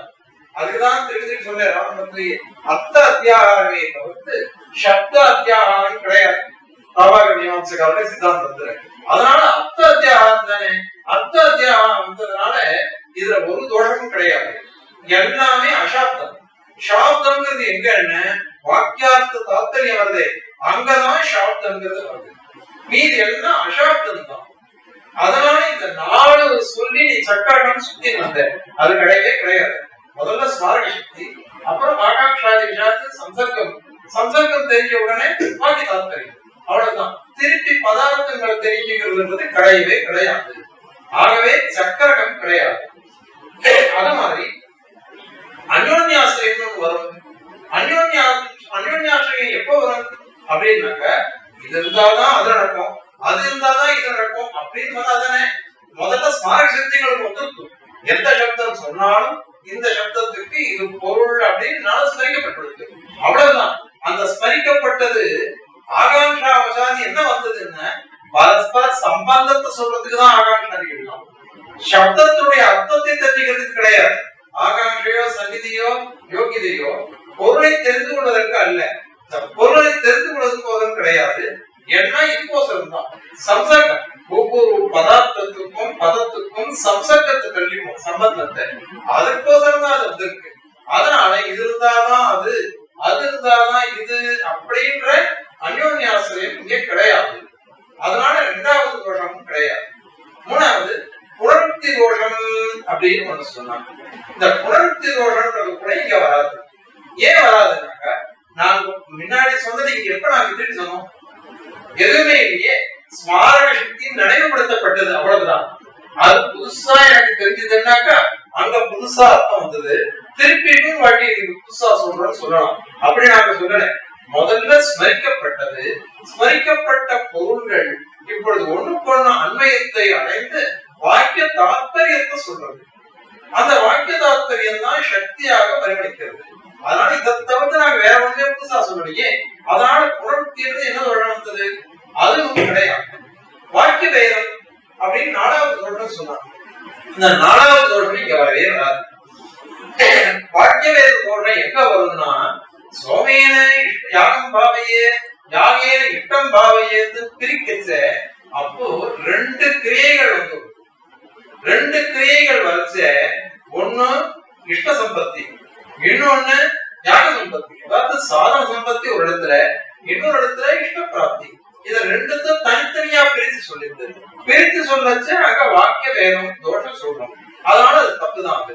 ஆனா இங்க நாங்க அப்படி சொல்லலையே.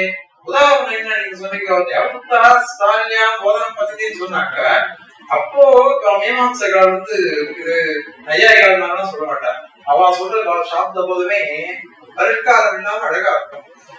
தேவதத்த கர்த்துக்காரா, தேவதத்தனை கர்த்தாவாக உடைய பாவனை. பாவனைன்னா மனோனிஷ்டது இல்லது, அது வியாபாரம். அதனால தேவதத்த கர்த்துக்காரா, போதன கர்மிக்கா, போதனம் அன்னம் பண்றோம், அன்னத்தை சமைக்கிறான்றதுனால அத கர்மாவா உடையது. காஷ்ட கரணிக்கா, காஷ்டம்னாக்க விறகு, அத வந்து உபகரணமா உடையது. பிராமண உத்தேசியக்கா, பிராமணனை உத்தேசமா உடையது. அதுக்கப்புறம் ஸ்தாயி அதிகரணிக்கா பாவனா, பாக பாவனான்னு சொல்லுவோம். ஸ்தாயி அதிகரணிக்கா. இப்போ நான் எங்க முடிஞ்சது? பாவனைன்னு ஒரு வியாபாரம் இருக்கு, பிரவருத்தின்னு அது சொல்றாரு. கிருதி, பிரவருத்தி, பாவனா, வியாபாரம் எல்லாம் சமானார்த்தகம்னுட்டு கண்டதேவாச்சாரியர் பாட்ட ரகசியத்தை சொல்லியிருக்காரு. அதனால அதுல போய் முடியாது. எப்படி முடியறதுனால ஒரே ஒரு வாக்கியம் தான். ஒரு வாக்கியத்துல அத்தனை சப்தங்களுடைய அர்த்தமும் பரஸ்பர சம்பந்தத்தை அடைந்து முடிவெடுத்து எப்படி இருந்துச்சு. இந்த வாக்கிய வேதம் தோஷம் வரும் அப்படின்னு இருக்கு நீங்க சொல்லணும். அதனால இந்த வாக்கிய வேத தோஷமும் கிடையாது, புனருக்தி தோஷமும் கிடையாது. அதே மாதிரியாக அந்யோன்யாசிரியமோ அல்லது சக்கரகமோ இந்த மாதிரி எந்த தோஷமும் கிடையாது. எந்த தோஷமும் இல்லாமல் அன்னிதா விதானம்ன்றது சரியா போகுது. இன்னொன்னு லட்சணைங்கிறது கிடையாது. முதல்ல ஒரு வார்த்தை சொன்னோம், பதார்த்தே லட்சணா வாக்கியார்த்தே சக்தின்னு பிரபாக மதத்துல இருக்கு, அன்னிதா விதான வாதத்துல இருக்குன்னு சொன்னோம். ஆனா அத வந்து பதார்த்தத்துல நாங்க லட்சணம் எப்ப சொல்லுவோம்னாக்க, எப்ப தாத்பரிய விரோதம் வருதோ அப்பதான். இப்போ அவ வந்து மீமாம்சகமோ தன்யான்னு சொல்றா, பிரபாக மீமாம்சகா. அத பாஷைக்காரன் கடினம் பண்ணிருக்க. அவ என்ன பண்றாருனாக்க, மீமாம்சகா ஒரு நியாயம் சொல்லி இருக்கா. ஏ லௌகிகா சப்தா தே ஏவ வைதிகா சப்தா, ஏ லௌகிகா அர்த்தாக தே ஏவ வைதிகா அர்த்தாக அப்படின்னு அவ சித்தாந்தம் சொல்லிருக்காங்க. அப்புறம் லோகவேதாதிகரணத்துல முதல் அத்தியாயம் 3ஆம் பாதத்துல மீமாம்சகா நிர்ணயம் சூத்திரக்காரர் நிர்ணயம் பண்ணிட்டாரு. அதனால லோகத்துல எந்த சப்தங்களை நாம சொல்றோமோ அந்த சப்தங்கள் தான் வேதத்துல இருக்கு. லோகத்துல எந்த பொருளில் சப்தங்களை பிரயோகம் பண்றோமோ அதுதான் வேதத்திலேயே இருக்கு அப்படின்னு சொல்லிட்டாரு. பிரபாகர மீமாம்சகர் என்ன பண்ணிட்டாருனாக்க, எல்லா சப்தங்களும் அபூர்வங்கிற காரியத்துலதான் புரியும், வெறும் காரியம் இல்லை, அபூர்வங்கிற காரியம். அபூர்வம் அப்படின்னாக்க நாமெல்லாம் சொல்றேன் புண்ணியம், பகவானுடைய அனுகிரகம், பிரீத்தி இப்படிலாம் சொல்றோம். அத அபூர்வங்கிற சப்தத்தினால சொல்றான். அவன் ஈஸ்வர நோக்கத்துல. அதனால என்ன பண்ணிட்டாருனாக்க, எந்த கர்மாவை பண்ணாலும் அதுல அபூர்வன்றது ஒண்ணு வருது. இத நியோகம், அவருடைய பாரிபாஷிக பதம் போடுவேன் வந்து நியோகம் அப்படின்னு சொல்றாரு. நியோக வாக்கியார்த்தவாதிகளே அவளுக்கு அவ என்ன பண்றான்னு எல்லாமே அபூர்வம் அபூர்வம்னு சொல்லணும். எந்த சப்தத்தை சொன்னாலும் அது அபூர்வம் சொல்லணும்.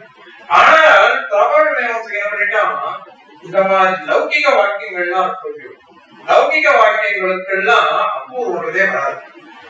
ஏன்னா வைதிக கர்மாக்கள் அப்படிதான் அபூர்வம் வரும். அதனால வேத சப்தங்களுக்கு மட்டும்தான் அபூர்வத்துல அர்த்தம். மீதி எல்லா லௌகிக சப்தங்களுக்கும் வெறும் காரியத்துல லட்சணை அப்படின்னு கற்பிக்கிறாங்க. இத வந்து சத்தியஞானந்த பிரம்மாண்ட சப்தத்துக்கு வாக்கியத்துல சத்தியத்துவ ஞானத்துவம் அனந்தத்துவம் அப்படின்ற சப்தம் அர்த்தம் சொல்லச்சு அவன் அத்வைதிகள் என்ன பண்ணிட்டான்னாக்க இந்த மாதிரி எல்லாமே லட்சணையா அவ சொல்றாள். எல்லாம் சத்தியகத்தமானது ஜடத்திரவிய விகார வஸ்துவான ஜடத்திரவியத்தை காட்டிலும் வியாபுத்தமான பிரம்மபரம், அத மாதிரி அசங்குஜிதமான ஞானம் இருக்கு, அந்த ஞானம் இல்லாத வஸ்துவை காட்டும் வியாபுத்த பிரம்மபரம், இத மாதிரி எல்லாமே லட்சணையா அவ சொல்லிருக்காரு. அங்க பாஷ்யக்காரர் கேட்கிறார், சர்வபதான லட்சணான திருட்டச்சரி அப்படின்னு பாஷ்யம் அங்க, அதுக்கு தேனக்கும் பதக்கியம் அப்படின்னு அவ கேட்கிறா. அதனால என்ன எடுக்கும், ஏன்னா எங்க வாக்கிய விரோதம் இல்லையோ தாத்பரிய விரோதம் இல்லையோ அங்க ஒரு பதமோ ரெண்டு பதமோ எதுக்கும் விஷயம் கிடையாது. எங்க தாத்பரிய விரோதம் வருதோ அங்க ஒரு பதமோ பல பதமோ லட்சணம் சொன்னா தோஷம் இல்லை. அதுக்கு உதாரணம் இது. அபூர்வ காரியாந்தவாதி அப்படின்னு ஆரம்பிச்சு லௌகிக சப்தங்கள்னா காரியாந்தத்துலதான் லட்சணையா சொல்றாங்க. அவன் சாஸ்திரஸ்தை அப்படின்ட்டு பாஷைக்காரு பிரபாகர மீமாம்ச காலத்துல நல்லா கௌரவம், ஏன்னா நிறைய விஷயங்கள் நான் எடுத்துருக்கோம் அவ சொன்னது. அதனால சாஸ்திரஸ்தை அபியோகமியதே அப்படின்ட்டு அங்க சாதிச்சிருக்காரு. அதனால லௌகிக பதங்கள் அனைத்துக்குமே லட்சணையாக அர்த்தத்தை சொல்ற பிரபாகரன். அந்த விஷயத்துல எல்லாருமே பிரபாகரால் கண்டனம் பண்றார். அத மாதிரி தப்பு என்னன்னா நியோகம் அபூர்வம் அப்படின்றது கற்பிக்கிறதே தவறு, அதுவே இது கற்பிக்க கூடாது அப்படின்னு கண்டனம் பண்றோம். ஆகையினால இந்த மாதிரி ஒரு வாக்கியார்த்தமே வராது. அபூர்வ காரியார்த்தம் அது மாதிரிலாம் வேண்டியது இல்லைன்னு அதுல மொத்தம் தான் கண்டனம் பண்றமே தவிர்த்து இந்த அன்விதாவிதானவாதத்துல நமக்கும் பிரபாகராவுக்கும் எல்லாருக்கும் ஒத்து இருக்கிறது. இப்ப சமீபத்துல போன வாரம் இந்த விஷயம் சுவாமி சொன்னார். அதுக்கப்புறம் எங்க யூனிவர்சிட்டியில விஸ்வநாத சாஸ்திரி நல்ல அத்வைத வேதாந்தி அவர்கிட்ட பேசினேன். நீங்க உங்க அத்வைதத்தை இதை ஒத்துக்கிறீங்களா, எதை ஒத்துக்கிறீங்களோ அபிதான்மைவாதமா அன்விதாபிதானவாதமா எதை ஒத்துக்கிறீங்களோ அப்படின்னு சொல்றாங்க. அவர் சொன்ன இதுல நைர்மரியம் இல்லை, அபிதான்மைவாதமும் சரி அன்விதாபிதானவாதமும் எங்களுக்கு அதுல இது நிர்பந்தம் கிடையாது, இதுதான் எடுத்துக்கணும் இதை எடுத்துக்க கூடாதுன்னு எங்களுக்கு இல்லை. அது வேதாந்திகளுக்கே எதுவும் கிடையாது. அவானுடைய பட்சம் வேற, நம்ம பட்சம் வேற.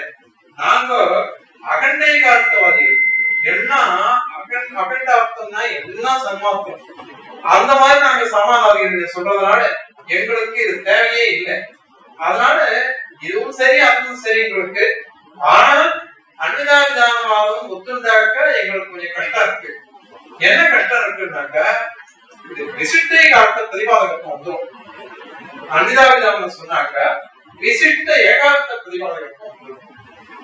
அது உங்களுக்கு அனுகூலம், எங்களுக்கு அது அனுகூலம் இல்லை. ஏன்னா ஒவ்வொரு சப்தத்துக்கும் ஒரு அர்த்தம், இது அத்தனையும் விசிட்டம் சேர்ந்து ஒரே தாத்பரியத்தை சொல்றதுன்றது நமக்கு பிரம்மபரியம் தான் போகணும். அதனால அதை நாம சொல்றோம். நீங்க அதான் சொல்றதுனால எங்களுக்கு அகண்டைகார்த்த போதகமா நாங்க சொல்றோம். அபிதான்மயவாதத்துல லட்சணம் வாக்கியாசத்து. அதனால அபிதானத்தை காட்டணும் அபிதான்மயவாதம் ஏற்றுக்கா, அது எங்க பட்சம் அது அப்படின்னு அவர் சொன்னார் கிருஷ்ணாசாஸ்திரி. அதுக்கப்புறம் நாராயணாச்சாரியர் இருக்க அவர் மாத்வர், அவர்கிட்ட போய் ஏன் தெரியும் உங்க பட்சம் என்ன அப்படின்னு அவர் என்ன சொன்னாருனாக்க எங்களுக்கு அன்பிதாவிதானமாக ஒத்துந்தா தோஷம் இல்லை, ஆனா அதுல ஒரு விஷயம் இருக்கு, அவ கிரியான்மயத்துவம் ஒத்துட்டு இருக்காங்க. அதாவது கிரியைன்னா என்னது, பச்சதின்ற கிரியை இல்லை, பச்சகு அப்படின்னு கிரியை, பச்சை மண்ணு விதிக்கணும், இந்த ஸ்டேட் ஆக்கியம் இருக்கும். அந்த மாதிரி இதுலதான் அவளுக்கு ஒத்துட்டு இருக்கா. அவ விதிப்பத்தியே இருந்ததுன்னாக்க கட்டளை இடுகிற சப்தங்கள் அந்த மாதிரி விதிப்பத்தியே இருந்ததுன்னா அதுலதான் நன்மையும் வரும், வேற எதுலையும் வரவே வராது அப்படின்னு அவ இருக்கா பிரபாகரன். அது ஒத்துண்டா நம்ம வேதாந்த சித்தாந்தத்துக்கு விரோதம். ஏன் அப்படின்னா சித்த வஸ்துவோட கூட நமக்கு உற்பத்தி உண்டோன்னு நம்ம ஒத்துருக்கோம்.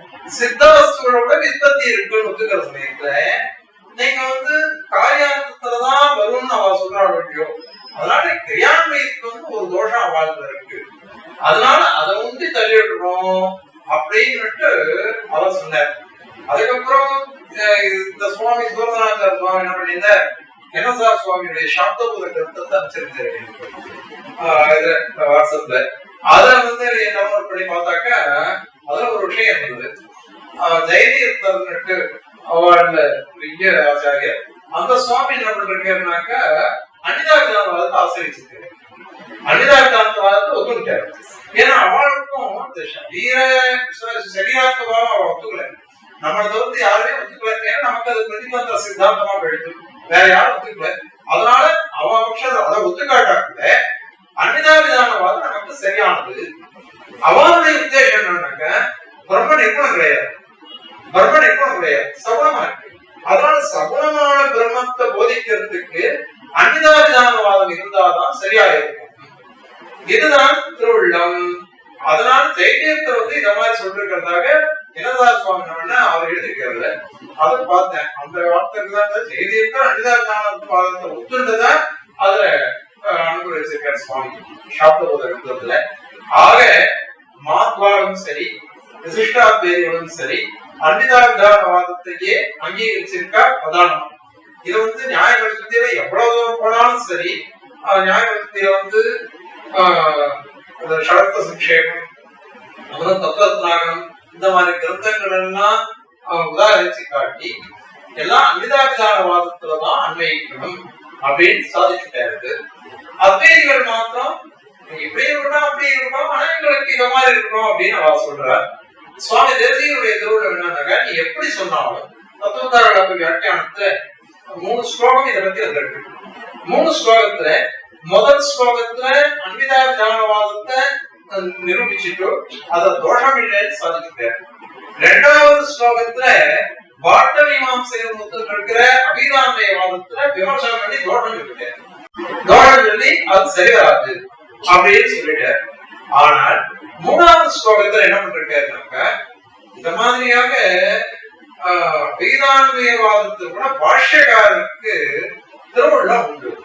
ஜிஞ்ஞாசாதிகரணத்திலேயே கூட அது மாதிரி வேதாந்த சங்கரத்திலையும் சரி சில வாக்கியங்கள் அவர் பாஷ்யக்காரங்க சாதிச்சிருக்க சப்தம்னு எடுத்துட்டோம்னாக்க அந்த சப்தம் என்ன பண்றதுனாக்க தன்னுடைய அர்த்தத்தை சொல்றது. பிரகிருதி பிரத்யேக யோகேகி சப்தமானது பிரகிருதி பிரத்யேகம் ரெண்டுத்தையும் சேர்ந்துதான் சப்தமானது தன்னுடைய அர்த்தத்தை தெரிவிக்கிறது. தன்னுடைய அர்த்தத்தை தெரிவிச்சு அதுக்கப்புறம் தான் வாக்கியார்த்தம் உண்டாகிறது. அது என்ன திருவிழம் அப்படின்னாக்கா, இவ அத்வைதிகள் எல்லா சப்தமும் பிரம்ம வாசகம் சொன்னா கூட சன்மாத்திர வாசகம்னு அவர்கிட்ட சன்மாத்திர வாசின்னு சொல்லிட்டாக்கா அப்ப என்ன ஆகும்னா பிரகிருதி பிரத்யம் அது மாதிரி பல பதங்கள் பல வாக்கியங்கள் எல்லாமே ஒரே பிரம்மத்தை சொல்லும்படியா ஆகும். அதை கண்டனம் பண்றதுக்கோசரம் பாஷ்யக்காரர் என்ன பண்ணாருனாக்கா, எந்த சப்தத்தை எடுத்திருந்தாலும் பிரகிருத்தியர்த்தம் வேற பிரத்யார்த்தம் வேற, இந்த 2 அர்த்தங்களும் ஒன்னா சேர்ந்துதான் நமக்கு ஒரு வாக்கியார்த்தத்தை போதிக்கும். ஒவ்வொரு பதத்திலையும் கடைசியில கிரியாபதத்தோட சேர்ந்துட்டு அப்போ ஒவ்வொன்றும் வேற வேற அர்த்தத்தான் சொல்றது. வேற வேற அர்த்தத்தை சொல்லும் பொழுது இது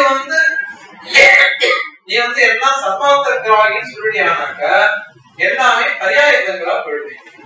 பரியாயங்களா போயிடும். அங்க ஒண்ணு பரியாசம் பண்றாரு பாஷ்யக்காரர். அஸ்வார்த்தி மகிழதர்ஜனே புதோ நிவர்த்ததேன்னு அந்த வாக்கியம் சுவாமி காலக்ஷேபம் சாதிச்சுட்டு இருக்க. அப்ப சாதிக்கிறார், குதிரையை பார்த்துட்டு போனவன் எருமைய பார்த்தானே ஏன் திரும்பி வரான், அத்த எடுத்துன்னு வர வேண்டியது தானே, அவனுக்கு 2ம் ஒண்ணுதானே.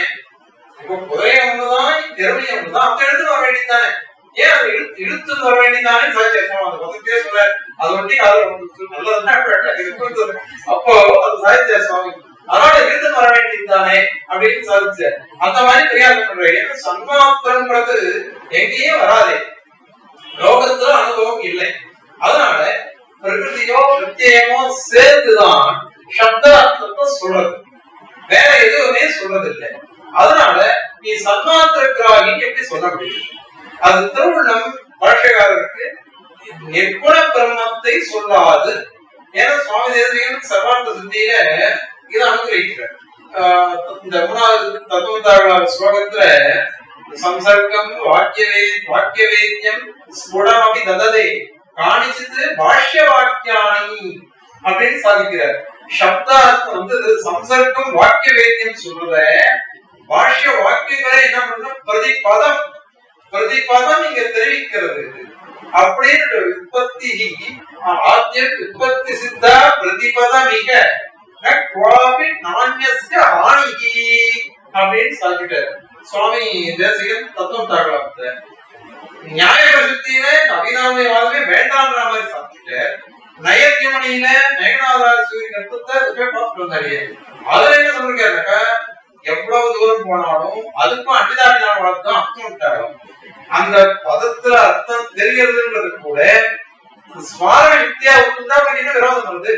ஸ்மாரக சக்தியாவே ஒத்துந்து போலாம்.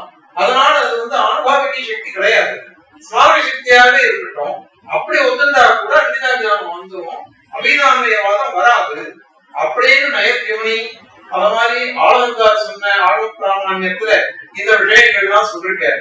அண்டிதாபிதான வாதத்துலதான் தாத்பரியம் அப்படின்னு அவர் சாதிச்சிருக்காரு. அப்படி சாதிச்சிருக்கிறதுனால ஆளவந்தார் திருவுள்ளத்துக்கு விரோதமா எம்பெருமானா சாதிக்க மாட்டாரு. அதனால ஆளவந்தார் அண்டிதாபிதானத்தை ஆசிரியக்கிறதுனால அந்த பொருள்ல தான் இது கொண்டு வரணும் அப்படின்னு சாதிக்கிறார் சுவாமி.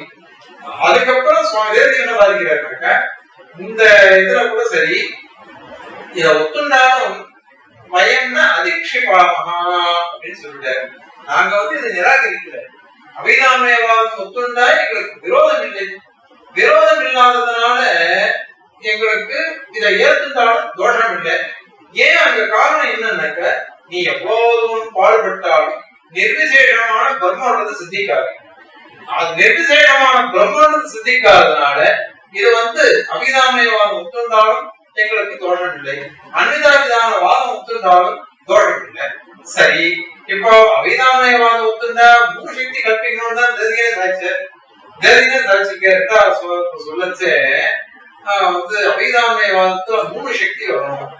ஏன்னா பதார்த்தே சக்தி, அதுக்கப்புறம் சம்சர்க்கத்துல ஒரு சக்தி சொல்லணும், அதுக்கப்புறம் வாக்கியார்த்தத்துல ஒரு சக்தி சொல்லணும், இப்படி மூணு சக்தி எல்லாம் சொல்லணும் அப்படின்னு தோழம் சொன்னாரு. தோழம் சொன்னாக்க அது எப்படி வரும்? தோழம் ஒத்துனா அது தோழத்தோட கூடின பட்சத்தை ஒத்துக்கலாம். அது சுவாமி ஒத்துக்கிறாருனாக்கா அது தப்பு இல்லையா அப்படின்னு கேள்வி வரும். அதற்கு தோழனை யார் சொன்னா, அதாவது இது பட்டிமன்றம் மாதிரி, பட்டிமன்றத்துல எந்த தலைப்புல கொடுத்தாலும் அதை சாதிக்க மாட்டோம், அதுதான் அவருடைய இது. அதாவது சுவாமியோ கிருஷாந்தான் ததக்கேசிது அகிருஷான் தத்த கொள்வதே அப்படிங்கிறார். தக்க பண்டித்தாலே எதையும் சாதிக்கலாயிருக்க செய்கையே அது எந்த விஷயத்துல சாஸ்திர விஷயத்துல சாதிக்கல, விராட்டு விஷயத்துல சாதிச்சு. அப்படிப்பட்ட இது விராட்டு விஷயத்துல தான் இந்த வார்த்தை வருது. தத்துவத்திரை சிந்தனாதிகாரத்துல இது சாதிக்கிறார் அப்படிப்பட்டவர். அதனால இங்க வந்து சக்தித்திரைய கற்பனை கிடையாது. ஏன்னா பதார்த்தே சக்தின்னு சொல்லியாது. அதுக்கப்புறம் ஆகாங்ஷாதி விஷாத்து சம்சர்கம்லாம் வருது, அதுக்கப்புறம் வாக்கியார்த்தம் வருது. நாங்க ஒரு சக்தி தான் சொல்லிருக்கோம், மீதி ரெண்டு சக்தி யாருக்கு சொன்னா, மீதி ரெண்டும் ஒரு சக்தி கிடையாது. இது வந்து முதல்ல சொன்ன பதங்களுக்கு பதார்த்தத்துல சக்தி, அதை தவிர்த்து வேற சக்தியே கிடையாது. மீதி எல்லாமே வெறும் சம்பந்தம் வருது. பதார்த்தங்களுக்கு சம்பந்தம் வந்து அது நீங்களும் ஒத்து இருக்கீங்க. ஆகாங்ஷாதி விஷாத்து சம்பந்தம் வருதுன்னு ஒத்து இருக்கீங்க, அது இருக்கு. அதுதான் நாங்க சொன்னாங்க சொல்லிருக்கோம். அது மாதிரி வாக்கியார்த்தத்துல சக்தியே ஏற்கனவே தெரிஞ்ச விஷயம் தான் வாக்கியார்த்தத்துல அன்வைச்சு போதிக்கிறது. அதனால இங்க வந்து மூணு சக்தின்றது ஏன் வந்தது? ஒரு சக்தின்றதுதான் சித்திச்சிருக்கு. அதனால ஒரு சக்தி தான் இங்க இருக்கு. ஆகவே அபிதாமயமாக ஒத்துண்டாலும் எங்களுக்கு தோஷம் இல்லை. ஆக இது வந்து சயுக்தியா கதிஜித் அபிதாமய சம்சர்க்க மீஷு அப்படின்னு சாதிச்சிருக்கேன். இத்தம் சயுக்தியா நம்மளை சேர்ந்தவாளே சில பேர் இந்த அபிதாமயவாதத்தை எடுத்துட்டு சம்சர்க்கத்தை ஒத்துட்டு இருக்கா. இது வந்து எங்களுக்கு வந்து தோஷம் இல்லாது. ஏன்னா தத்த சுவாசிய லோக பிரதிபத் அபகமாத்து தத்திர நாதிக்ஷிபாமஹா அப்படின்னு அகிருஷ்டி சொல்லி தத்துவம் தாக்கலாம். அதனால இது வந்து லோகத்துல இருக்கக்கூடிய சுவாசியம், சப்தார்த்த சம்பந்தங்கள்லாம் எல்லாம் எப்படின்னாக்கா சுவாசத்தை கொண்டுதான் நம்ம போற வேண்டிய கல்பிச்சு போறது கிடையாது. பரவத பக்கத்துல ஒரு ஸ்ரீசூக்தி இருக்கு மாஞ்சரிய பகாதிகாரத்துல, அது மலைக்கீரை வித்தியாமிச்சேன். அப்ப அதை பார்த்துட்டு கண்டபடி கொள்பவருக்கு விரோதம் ஏதுமில்லை அப்படின்னு அந்த ஸ்ரீசூக்தி. யதாக்கிரமானம் எதை கிரகிக்கிறாளோ அவளுக்கு விரோதம் வராது. ஒரு பேர் சொன்னா 10 பேர் சொல்லிட்டே போகும். அதே உண்மையை பேசுறவனுக்கு எந்த ஒரு தோஷமும் வரப்போறது இல்லை. அத மாதிரி எதை பார்க்கிறமோ அதை அப்படியே எடுத்துக்கோங்க. அது சாராவில சுவாமி இப்பழக சாதிக்கிறார். சர்வம் ஸ்தானிய ஸ்திதம்ஸ்ய பிரமிதி பரமதான் நேதரேஷாந்தி கிஞ்சித் அப்படின்னு சாதிக்கிறார். எல்லாருக்குமே பிரமிதி பரவஷால் பிரமாண பரவஷாலா யார் போறாளோ அவளுக்கு எல்லாம் அது அந்தந்த இடத்துலதான் இருக்கும். ஆனால் பிரமாணம் இல்லாம இஷ்டத்துக்கு தப்பிக்கிறாளே அவளுக்கு எதுவுமே நிக்காது, எதுவுமே நிக்காது. நேதரேஷாந்தி கிஞ்சித் அப்படின்னு சாதிக்கிறார். ஆக இங்க நமக்கு தத்துவ சுவாரஸ்ய லோக பிரதிபத அனுபவம், அந்தந்த லோகத்துல நாம பார்க்கிற சுவாரஸ்யம். இந்த வாதங்கள்லாம் எதுக்கு இருக்கும்? யாருக்கு தெரியுது? இது அன்பித சக்தி, இது ஸ்மாரக சக்தி, இது அனுபவ சக்தி, யாருமே அனுபவிக்கிறது இல்லை. இதெல்லாம் நமக்கு எப்படி தோன்றதோ அதை வச்சு நாம சொல்லிட்டு இருக்கோம், அவ்வளவுதான். இதனால பலிதம் என்ன அப்படின்னு தான் பார்க்கணும். அந்த பலிதம்ன்றது அவளுடைய சாஸ்திர விசாரத்தினால சிலது தெரியுது. அந்த சாஸ்திர விசாரத்தினால தெரிஞ்ச விடயம் எதுனாக்க பிரம்மம் சகுணம் தான், சகுணமான பிரம்மம். அதை சாதிக்கணும். அதுக்கோசரமே இந்த மாதிரி வாதங்கள்லாம் வருது. இந்த வாதங்கள் சப்த போதங்கள் எதுவும் நிர்குண பிரம்மத்துல வரவே வராது, சகுண பிரம்மத்துல மட்டும்தான் வரும். சகுண பிரம்மத்துல வரணும்னாக்க அன்னிதாபிதானவாதம் சொன்னாதான் வரும்னு சுவாமி தேசிகனுடைய திருவுள்ளம். ஆனால் அபிதானவாதத்தை சொல்ற மாதிரி ஸ்ரீபாஷிகாருடைய ஸ்ரீசூக்திகள் இருக்கு. அந்த ஸ்ரீசூக்திகளுக்கு சமன்வயப்படுத்தணும் அர்த்தம். அது சமன்வயப்படுத்துறதுக்கு போதும். அதையும் நாங்க ஒத்துக்கிறோம். அது ஒத்துட்டா எங்களுக்கு விரோதம் இல்லை. ஆனா இதுதான் நல்ல வாதம், சரியான வாதம்.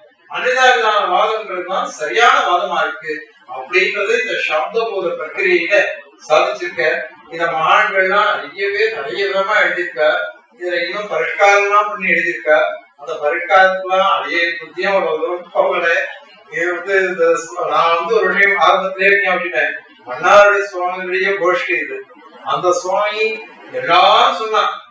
புருஷா சொல்றது சாஸ்திரம் வாஸ்தவா சொல்றது பெருசு இல்லை.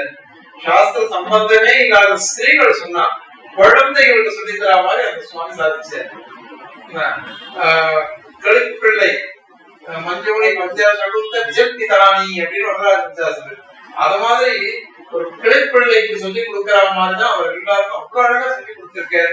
அதை அத்தனையும் கிரகிச்சிருந்தவா. முதல்ல என்னால சொல்றேன், அடியேதான் சொல்ல முடியுமா வர முடியும். அதுக்கப்புறம் பார்த்து சொல்றேன்னு சொன்னேன், பார்த்துட்டேன்.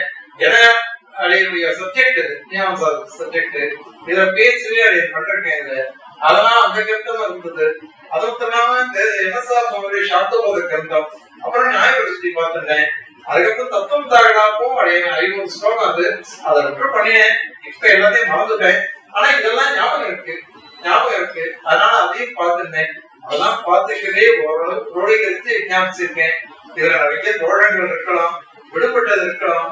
எதுவா இருந்தாலும் குறைகளை சமைச்சு நிறைய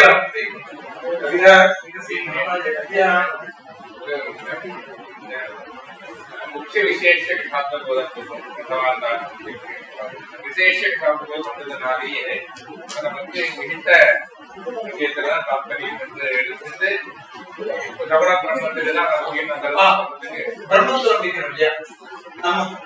அந்த மாதிரி வரும்போது முக்கிய விசேஷ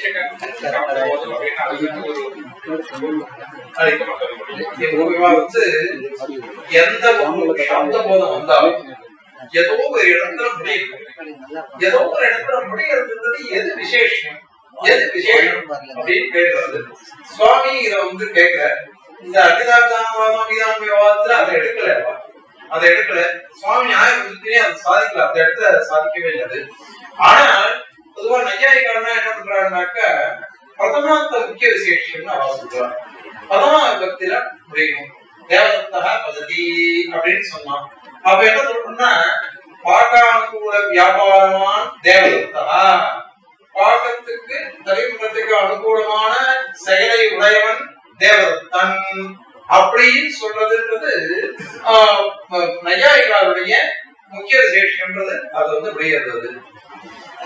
ஆனா மீமாம்சகால் என்ன பண்ணாக்க இந்த மாதிரி அவள் கிரியை தான் அவளுக்கு முக்கியம். ஏன் அப்படின்னா யாகாதி கிரியைகள் தான் வேதம் சொல்றது, அந்த கிரியைகள் தான் பிரதானமான இது, அதை பத்தி தான் விசாரம் பண்ணிருக்கோம். அதனால அந்த கிரியைகள்ல வந்து முடியணும்ன்றதுனால பாவனை வியாபாரம் முன்னாடி சொன்னோம், தேவதத்தை கத்துருக்கா இப்படி வரிசையா சொல்றதே பாவனா அப்படின்னு பிடிக்கணும்னு. அதனால கிரியையில வந்து முடியணும் அப்படின்னு பாவனா முக்கிய விசேஷம் அப்படின்னு அவ சொல்றாரு. வையாகரனால என்ன பண்ணாக்க தாத்வத்துல வந்து பிடிக்கணும்னு சொன்னாங்க. தாத்வத்தம்னாக்க கஜதி அப்படின்னு சொன்னாக்க பிரத்யேகமானது பாவனையை சொல்றது, அவளோ பாவனையை சொல்லல கர்த்தாவை சொல்றதுன்னு அவ சொல்றாங்க. வையாகரனா கஜதி கஜேத அப்படின்னு சொன்னா பிரத்யேகத்தினால கர்த்தா சொல்லப்படுகிறது. எதி தாது இருக்கு பாருங்க, அதனால யாகங்கிற அர்த்தம், அதான் தாது தாத்து அர்த்தம். அந்த தாத்வத்துலதான் முடிக்கணும். எதை சொன்னாலும் தேவதத்தை கத்துக்காக பாக்கா, தேவதத்தை கத்துக்காக யாகா, இந்த மாதிரி தாத்வத்தை முக்கிய விசேஷ போதும் அப்படின்னுட்டு அவா சொல்ற. நமக்கு வந்து பிரதமான முக்கிய விசேஷம் மாதிரிதான், ஆனால் பிரம்மத்துல படிக்கணும். எதை சொன்னாலும் சர்வம் பிரம்மமயம் தான். அது அதுலயும் விசிட்ட விஷயம் எல்லாமே இருக்கு. எதை சொன்னாலும் பிரம்மத்துல படிக்கணும்ன்றதுனால பிரம்மம் தான் முக்கிய விசேஷமா இருக்கும். ஏன்னா நான் பார்க்கணும், வாசுதேவாச்சார சுவாமி திருத்தவிப்பனார் அவர் சதஸ்வர சொல்லிட்டு இருந்தாரு, அம்சாதிகளை சொல்லிட்டு இருக்கேன். அம்சாதிகள் அத்தியாட்சி எங்கன்னா தோல்வி ஆசிரமத்துல 1989 ஒவ்வொரு வாரமும் சனிக்கிழமை வந்து சனிக்கிழமை சதஸ் நடந்த சுவாமி, அதுல வந்து புள்ளியரான விஷயங்க பூராஷ்டத்துல அவருக்கு இதுதான் வந்து அந்த அம்சாதிகள் அமைச்சேன். அப்போ விஷயம் சாதிச்சார். அம்சம் அப்படின்னு சொன்னாக்க விசேஷனம் அம்சம் அப்படின்னு சொல்லணும். ஏன் அப்படின்னாக்க நமக்கெல்லாம் விசேஷத்துவம் கிடையாது. அதெல்லாம் இந்த உடம்ப குறிச்சு விசேஷமா இருக்கலாமே தவிர்த்து அம்சியாக விசேஷமாக இருக்கிறது பரமாத்மா மட்டும்தான். அதனால அம்சம்னாக்க ஏன்னா அந்த பாஷிகார பிரகாசாதி நயம்பரான்ற சுத்தத்தை கீழே சாதிக்கிச்சு. பாஷகாரர் விசேஷன அம்சோயம் விசேஷ அம்சோயம் அப்படின்னு பிரயோகப்படுத்தி விசேஷத்துக்கு கூட அம்சம் உண்டாச்சே, அப்ப பிரம்ம விசேஷம் சொன்னா அது ஒரு அம்சமா போயிடுமே அப்படின்னு ஒரு கேள்வி கேட்க வருது. அப்ப சுவாமி சாதிச்சாரு, வந்து விசேஷண விசேஷணமேவ அம்சா பத்தி சைவ அம்சா அப்படின்னு சாதிச்சாரு. எது விசேஷமாவே இருக்குமோ அதுதான் அம்சம். அது சேதனம் அச்சேதனம். பரமாத்மா எப்பொழுது விசேஷமா தான் இருப்பான். விசேஷ அம்சம் சொல்றதெல்லாம் உபச்சாரமாக, ஆனா அவன் விசேஷமாகத்தான் இருப்பான். நாம தான் விசேஷமாகத்தான் இருப்போம். அவர் வந்து இதை பண்ணிட்டா அத்வைதியம் சுவாமி சாதிச்சிருக்காரு. அம்சாதிகரன பாஷ்யார்த்த தர்ப்பணத்துல அவ அத்வைதிகள் என்ன பண்றாங்க, அம்ச இவ அம்சான்னு அவர்த்தம் இருக்காங்க. அம்ச இவ அம்சம் மாதிரி இருக்கு. ஆனா நம்ம பாஷகாரத்தோட என்ன விருத்தம் சாதிக்கிச்சு, அம்சையேவ அம்சா அப்படின்னு சாதிச்சிருக்காரு. ஏவகாரம் கிடைக்குமா அந்த பிரயோகம் இருக்கு. அதனால அம்சையேவ அம்சான்னு சாதிச்சதுனால அது அதனால அம்சித்வ அசமானாதிகரணம் அம்சத்வம் அப்படின்னு அங்க பூர்ண சுத்தி இருக்குது. அதனால பிரம்ம விசேஷ போதம் அப்படின்றதுதான் நமக்கு பிரதானமா இருக்கும். அதனாலதான் வந்து ஞானஸ்தானத்துல ஆரம்பத்திலேயே அப்படின்னு இருக்கு. அந்த வாழ்வாட்சி சுத்தி 3ஆம் பத்துல ஏகமூர்த்தி இருமூர்த்தி முற்றுமூர்த்தி வளமூர்த்தியாக 5 பூதமாய் 2 குடராய் உருவாகி நாகமே நடுப்படருள்தி என்ற நாராயணனே அப்படின்னு வருது. ஏகமூர்த்தியின் ஆரம்பமே இருக்கும். முதல்ல ஏகமூர்த்தி, அதுக்கப்புறம் தான் வரிசையா இருமூர்த்தி அப்படின்னு வரிசையா பிரிக்கிறாரு. அதனால இந்த கிரமம் வச்சிருந்தாக்க பிரம்மம் விசிட்டமா ஒரே தத்துவம் தான். ஆனா ஒருத்தவையே சொல்லிருக்க தத்துவத்திற்கு அதிகாரத்துல ஏக தத்துவமாகவும் 2 தத்துவமாகவும் 3 தத்துவமாக அழகா பிரிச்சு சாதிச்சிருக்காரு சுவாமி தேசிகன். அதனால முக்கிய விசேஷம் அப்படின்னா நம்ம சித்தாந்தத்துல பிரம்மத்துலதான் வைக்கணும். ஒரே நிறைய அதாவது மக்கள் கூட இந்த மாதிரி விட்டமாதான் எடுத்துட்டு இருக்கான்னு தெரியுது. விசிட்டமா ஏத்துக்கிறார். சரீராத்ம பாவத்தை ஏத்துக்கிறார். இந்த மாதிரி இதை இருந்தாலும் அந்த நிர்விசேஷ வாக்கியாட்டுக்கு வரவே வராது யாருக்குமே. அது வராது. ஆமா அது வராது. प्रथमांतार्थ मुख्य विशेष ಆಗ್ತಿರೋದಾ ಅಥವಾ ಡಾಕ್ಟರ್ ಮುಖ್ಯ ವಿಶೇಷ ಆಗ್ತಿರೋದಾ ಭಾವನಾತ್ಮಕ ವಿಶೇಷ ಆಗ್ತಿರೋದಾ ಇದೆಲ್ಲದರಲ್ಲಿ ವಿಶೇಷ ವಿಶೇಷ ಭಾವത്തോட ಸಂಬಂಧವೇ ಇರೋದು அப்பா அன்பிನಲ್ಲಿ இதுதான் சிந்திக்கும்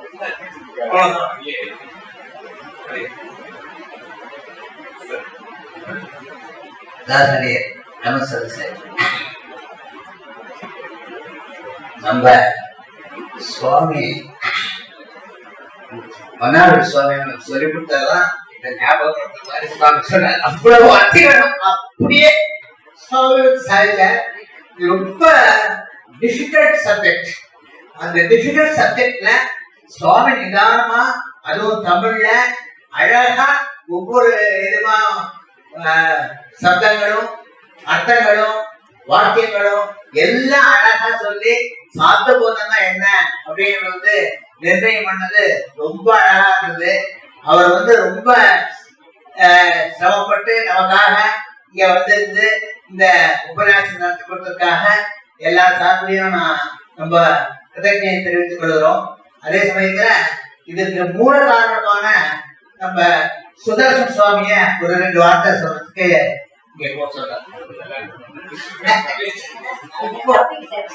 இப்ப இந்த உபன்யாசத்துக்கு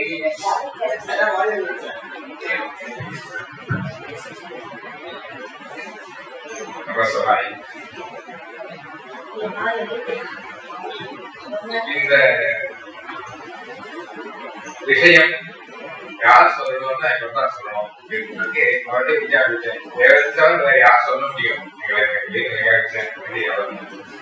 சுவாமி இடத்துல நம்ம மன்னாடு சுவாமிக்கு மாத்திர பிரீத்தி வருது. அவருக்கும் எனக்கு சேர்ந்து நடந்து ஒரு சின்ன சம்பவத்தை அப்படி சொல்றாங்க. சுவாரஸ்யமா இருக்கேன்.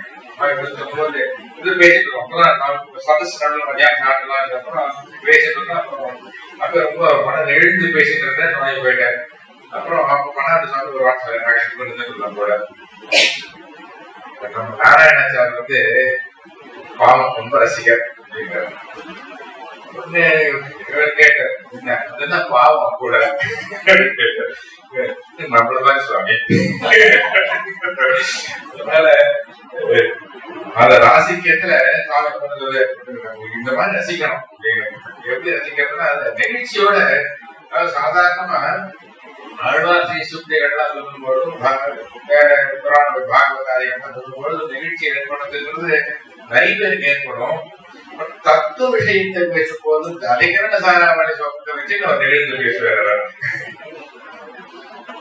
அந்த மாதிரி ஒரு நிகழ்ச்சி, அந்த நிகழ்ச்சி நம்ம சொல்லும்போது அப்படியே நிகழ்ச்சி இல்லை. அது எப்படி வருது அப்படின்னா அது உள்ள ஒரு பக்தி பாவத்தோட எல்லாத்தையும் சாந்த பாவத்தோட ஒரு பிரம்மபரியத்தை போதுங்கிற மாதிரி அந்த அளவுக்கு ரசிக்கக்கூடியவரா இருக்கு. ராசிக்கு ஏதாவது அதிசோக்கியா சொல்லுவான்னு அப்படி சொல்ல முடியாது. ஏன்னா சாஸ்திரத்துல ரொம்ப நிஷ்டாந்தா இருக்கும். அந்த சாஸ்திரத்தை ஒரு இம்மி இல்லாத அண்ணன் போக மாட்டான். அதுதான் கவியாக இருந்தாலும் கூட சுவாமி தேசிகனுக்கு என்ன பெருமை அப்படின்னு கேட்டா தத்துவத்துல எந்த இடத்துலயும் கொஞ்சம் கூட கேட்ட பாராட்டம் இல்லாமல் அதே சமயத்துல கவியா இருக்கும்போது அது எந்த அளவுக்கு ஆலங்காரிகமாக எந்தெந்த விஷயத்தை வேட்டி சொல்லலாம் விலைக்கு சொல்லலாம் இருந்தாலும் கூட இந்த தத்துவத்துல கொஞ்சம் கூட மாறாட்டம்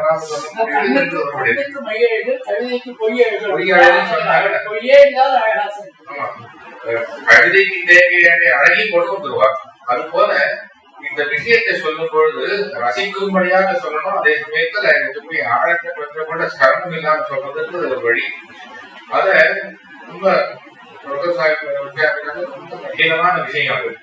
ஆனால் இது எல்லாமே சுவாமி பல வருஷங்களா அந்த சந்தர்ப்பம் சொல்லி வந்ததை சேர்த்து வச்சு ஒரு இடத்துல அதை நாம திருப்பி ஸ்மரிக்கணும் அப்படின்றதுக்காக தான் இந்த விஷயத்த அடியே வித்யாபிச்ச சாதிக்கிட்டார். அதை சொல்லணும் அப்படின்னு ஏறுமா அப்படின்னு கேட்டார். நாட்டு சுவாமி ஏற்றி வச்சிருக்கேன். அதனால திருப்பி ஸ்மாரகமாக அமையணும். அதை சுருக்கமா சொல்றது அப்படின்றது தேவதை இன்னொருத்தர் சொல்ல முடியாது அப்படின்னு வித்தியாபிச்சாங்க. அது ஒண்ணு. அதனால அது எல்லாரும் ஏற்றுக்கக்கூடியதாக அதுதான் உண்மை என்று அறிவித்தது.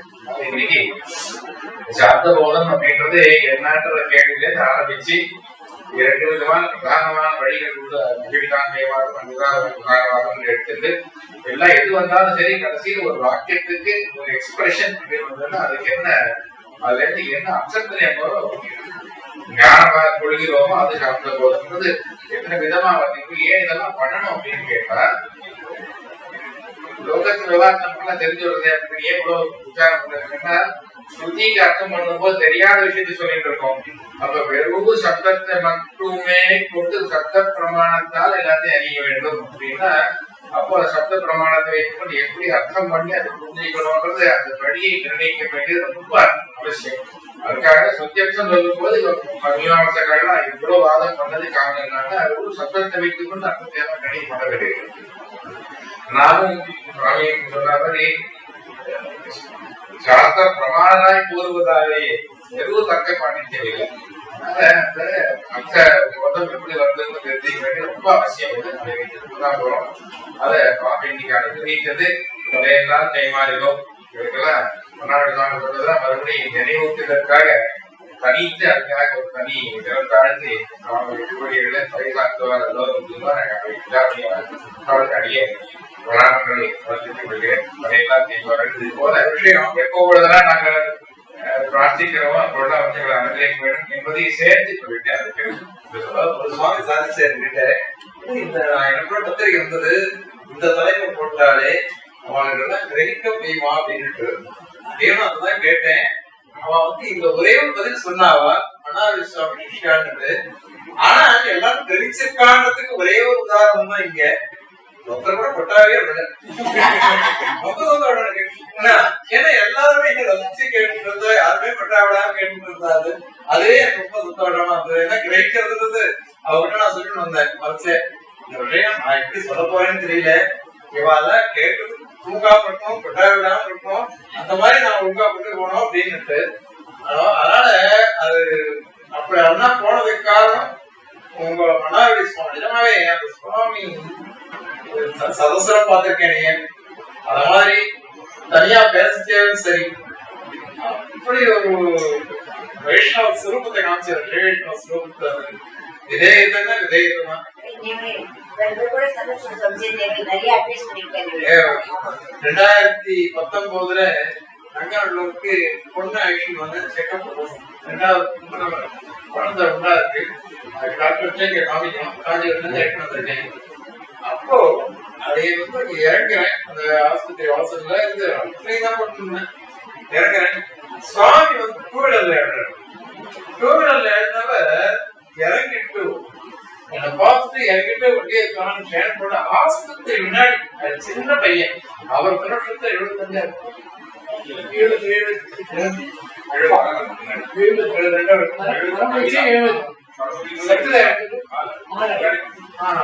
இப்ப சத்துல அப்ப 67-68 இருக்கும். அடையப்ப 51-53 தான் இருக்கும். அங்க இறக்கி இருந்துட்டு எனக்கு ஒண்ணுமே கிடையாது. நிஜமாவே ஒரு யோகியதை கிடையாது. அங்க இறக்கி அங்கே சமைக்கிறேன் கேட்க மாட்டேன். சுவாமி அடைய நம்பியே அப்படியே சாட்டாரமா சிரிச்சேன், சங்கரமா சிரிச்சேன். ஆஸ்பத்திரி வாசல்ல எல்லாருக்கும் வேடிக்கை பார்த்துட்டு இருந்தாரு. ஆனா நல்ல ஹாஸ்பிட்டாலிட்டி, நல்ல ஹாஸ்பிட்டாலிட்டி, ஹாஸ்பிட்டல் வார்டன்ஸ் நல்ல ஹாஸ்பிட்டாலிட்டி. பாரதிய ஆஸ்பத்திரியே போகுது. அதுல அப்படியே ரொம்ப சந்தோஷமா இருந்தா பெரியசுவாமி சாதிப்பாரா? பெரியசுவாமி பெரியசுவாமி சாதிப்பாரா? அவர் 87-88 வருஷத்துல எழுதோடி இருந்தார். அவர் தேவருடன் சுமங்கலியாம இருக்காரு. சுவாமி சொல்றேன்னா பாபி சிராயிப்பு சுகுதி கதாயிப்பு. நான் பாபி நான் இருந்துட்டு இருக்கேன். சுகுதிகள்லாம் கலந்து போயிட்டாரு. சுவாமி பரமபிராமணிகள் சுவாமி அப்படிப்பட்ட சுவாமி தலை கஷ்டப்பட்டுருக்காரு. நான் பாபி நான் வந்து தீர்காயுசா உட்காந்துருக்கேன். எல்லாம் சின்னவெல்லாம் போயிடுறாள். அவள்லாம் சுகுதிகள், அவள்லாம் சுகத்துக்கள் அப்படின்னு கஷ்டப்படுறாங்க. அந்த மாதிரி அப்படி அவராய்ச்சி போயிட்டார் பெருமாள். ஆரோக்கியம் அது முதல் நாள் எங்க மாமனார் கூட முடிச்சுட்டாரு. முதல் நாள் எங்க மாமனார் கூட முடிச்சுட்டாரு. அன்னைக்கு கொஞ்சம் ஆயிருக்கு. அடுத்த நாள் இந்த சுவாமி முடிச்சுட்டாரு. அப்ப நாட்பாடு வாசுதேவாச்சாரியர் போட்டார். நேர்த்தி ஒரு வேதம் சார் இன்னைக்கு ஒரு வேதாந்தம் வந்து கவனம் விட்டுட்டார் அப்படின்னு சொல்லிட்டு போட்டிருந்தார். தேசிய உபதேசங்கள் அதெல்லாம் அவர் போட்டிருந்தார். அதனால சொல்றாரு அவருடைய அவர் சேர்த்து அவர் பேசுறதுனாலே பாக்கி ஒரு மீட்டிங் கவனித்து இன்னைக்கு இப்போ கேட்டதெல்லாம்